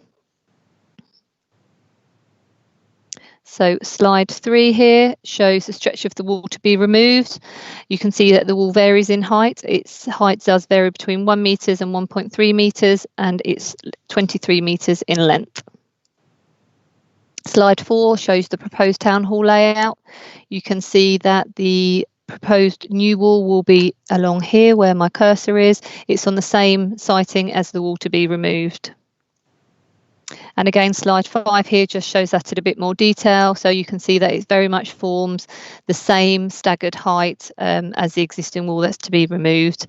And it's going to have the same sort of detailed design specification. Apologies, Lisa, for interrupting. We have members reporting that the screens are not showing correctly on their screen. So obviously this is an important part of the members' consideration. I've got Councillor Parker and Councillor Unsworth saying the screens are not showing. At the moment, we are on screen 5. Can Councillor Parker or Councillor Unsworth say that? Can they confirm what screens, what they can see, please? As Councillor Parker here, I can only see screen 1. Yep. Likewise, I can only see screen 1. It hasn't moved forward. Okay, we are getting messages to say that some members can see the slides. I can. Okay, Lisa, could you re-share your slides for me, please? Just closed it and I'm going to go back into it, see if that makes a difference. Bear with me. It does suggest if some members can see them, it may be a issue for the 2 members, Councillor Parker and Councillor Unsworth, joining this part of the meeting. Councillor Unsworth, can you minimise your video so you are reducing some of the demand on your broadband, please? And Councillor Parker, can you do the same? And we'll ask Lisa to reshare to make sure that all members can see this, because it's obviously part of the information for members to consider as part of this application. I do apologise for interrupting. Okay, I have shared that again, so could somebody confirm that is... Councillor Parker and Councillor Unsworth, can you see the opening titles of the slides for... Yep, slide 1 now. Mrs. Parker? Yes, I can see slide 1. Lisa, could you just do me one test to move one slide forward, please? Sorry. That's fine. So now slide 2, location plan. Members, Councillor Parker and Councillor Unsworth, can you see that's moved on to the location plan? Nope, only slide 1. No, only slide 1. Okay. Members, it appears that it's an issue at your end. I'm mindful where we are in terms of times of this meeting. My only suggestion is that you either come out of the meeting and rejoin, or because I'm not getting a message from any other members to say that we can't share, that they can't view the slides. Officers in the chamber and the chairman can see these. Okay, so seems from the messages a lot of people are seeing them fine. We've got Councillor Mrs. Spray, Abbott, Mundy, Horner. Can all see it. Could I try to come out and come back in again? Okay, we have confirmation that the slides are viewable via YouTube. It's not an ideal solution because I believe members are just working on one screen. Is that correct for Councillor Parker and Councillor Unsworth? No, no, I'm 2 screens and super fast, so I'm not sure why it's my end. Everything else is working fine. No, my video's working. Everything's working. Okay, it's not something that I can appear to resolve from our end. I'm only on one screen. Okay. Members, what we can do immediately is email you these slides so you can now. We can do that for you now. I do, it's Councillor Parker here, I do actually have slide 2 now for some reason. Right, you have slide 2 now. Councillor Unsworth, can you confirm where you are on your slides, please?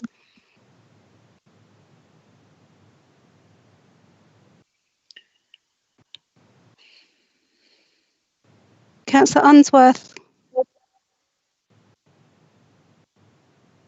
Madam Chairman, Councillor Abbott here. Yes, Councillor. I'm going to have to leave the meeting because I've been sat here for 3.5 hours and I'm beginning to get a cracking headache now staring at 2 screens. So I think for health reasons, I'll bow out now. Okay. Thank you. I'm back in and the slides are moving. Thank you. Chairman, Councillor Abbott, do you want to bear with it for a minute now? People's screens are moving because this really shouldn't take too long. No, he's gone. Okay. Okay. Chairman, I can confirm, even in the absence of Councillor Abbott, we are still quora and able to proceed. I do apologise for interrupting, but we did need to make sure that all members could see the documents. Thank you. Lisa, your microphone's on at present. Thank you. Thank you. Okay. So yes, so just recapping, sorry, there's the location plan that shows the wall to be removed, bubbled there. And then we're moving on to slide 3. This shows the elevation of the wall to be removed. So you can see it varies in height. The height varies between 1 and 1.3 metres. Slide 4 just shows the location. If I hover over here, this line here is where the new wall will be re-erected. It's on the same siting as the wall to be removed. Slide 5 now just shows the an elevation of the replacement wall, and you can see that it follows the same design specification and height as the wall to be removed. Slide 6 here shows some photographs. So this one is slightly grainy, and I apologise, but it's just showing you the extent of the wall to be removed. Slide 7 here is another photograph of the wall to be removed, and this is taken from the public car park side. Slide 8 is another photograph of the wall to be removed, and this is taken from the town hall side. Slide 9 is a conclusion and a recommendation. So the removal of the wall is required to enable the wider redevelopment of Manor Street. The wall to be removed has limited heritage significance in terms of historic fabric, and indeed the significance from the wall is in its contribution to the setting of the town hall, marking its curtilage within the wider street scene. Its removal would result in less than substantial harm in terms of the MPPF. However, it is considered that the harm is outweighed by public benefits resulting from enabling the wider redevelopment of the Manor Street site. The wall will be rebuilt on the same siting and to the same design specification as the wall to be removed, and the setting to the town hall will be acceptable. It's therefore recommended to members that listed building consent be approved subject to the conditions set out within the report. And that is the end of the presentation. Thank you. Thank you, Lisa. Thank you. Councillor Ritchie. Thank you, Madam Chairman. In the essence of time, I'll try and keep this brief, but I'm more than happy to support officers' recommendations in improving this removal of the wall and safe storage of the bricks until the development has got to a phase where it can then be reinstated. I think the conditions more than cover what need to be done to the bricks to ensure they're taken care of and ensure that as many whole bricks are used in the reinstatement of the wall. So as stated, happy to move officer recommendations, Madam Chairman. Thank you, Councillor Ritchie. Does it find a seconder? I'm happy to second Councillor Unsworth. Thank you, Councillor Unsworth. Does anyone else wish? No, I have no notifications. Anyone else wishing to speak? Well, it has been moved and seconded. It's been moved by Councillor Ritchie, seconded by Councillor Unsworth, that we approve this application. I'm going to go through the list this evening. Councillor Bowers. For. Councillor Horner. For. Councillor Johnson. For. Councillor Monday. For. Councillor Mrs. Parker. For. Councillor Ritchie. For. Councillor Mrs. Spray. For. Councillor Unsworth. For. And Councillor Wrench. For. Thank you, members. That application has been approved. That brings us to the end of our planning applications this evening, and I would like to thank you all for your patience this evening. And I'm sorry if it's been a long meeting, but this is what happens sometimes. And I'd like to thank our officers and everyone that's taken part in this meeting. And I'd also like to thank the public for sending in their statements, and I'd also like to thank all those watching on YouTube. Bear with us, we will improve, and I'll say good night. Thank you, Chairman. Before we ask the webcast to terminate this broadcast of this meeting of the Planning Committee, please can I remind members that we will be sending you a short survey to be completed. We would urge you to complete this because it helps us to improve our meetings and our arrangements. Please can I also remind you that the Council will retain performance data relating to your connections to this meeting in the event of a legal challenge to this new way that which we are now holding meetings. Thank you very much for bearing us with this evening, and good night. I therefore confirm at 20:30 the meeting has now stopped. Webcaster, please can you confirm that the broadcast has terminated?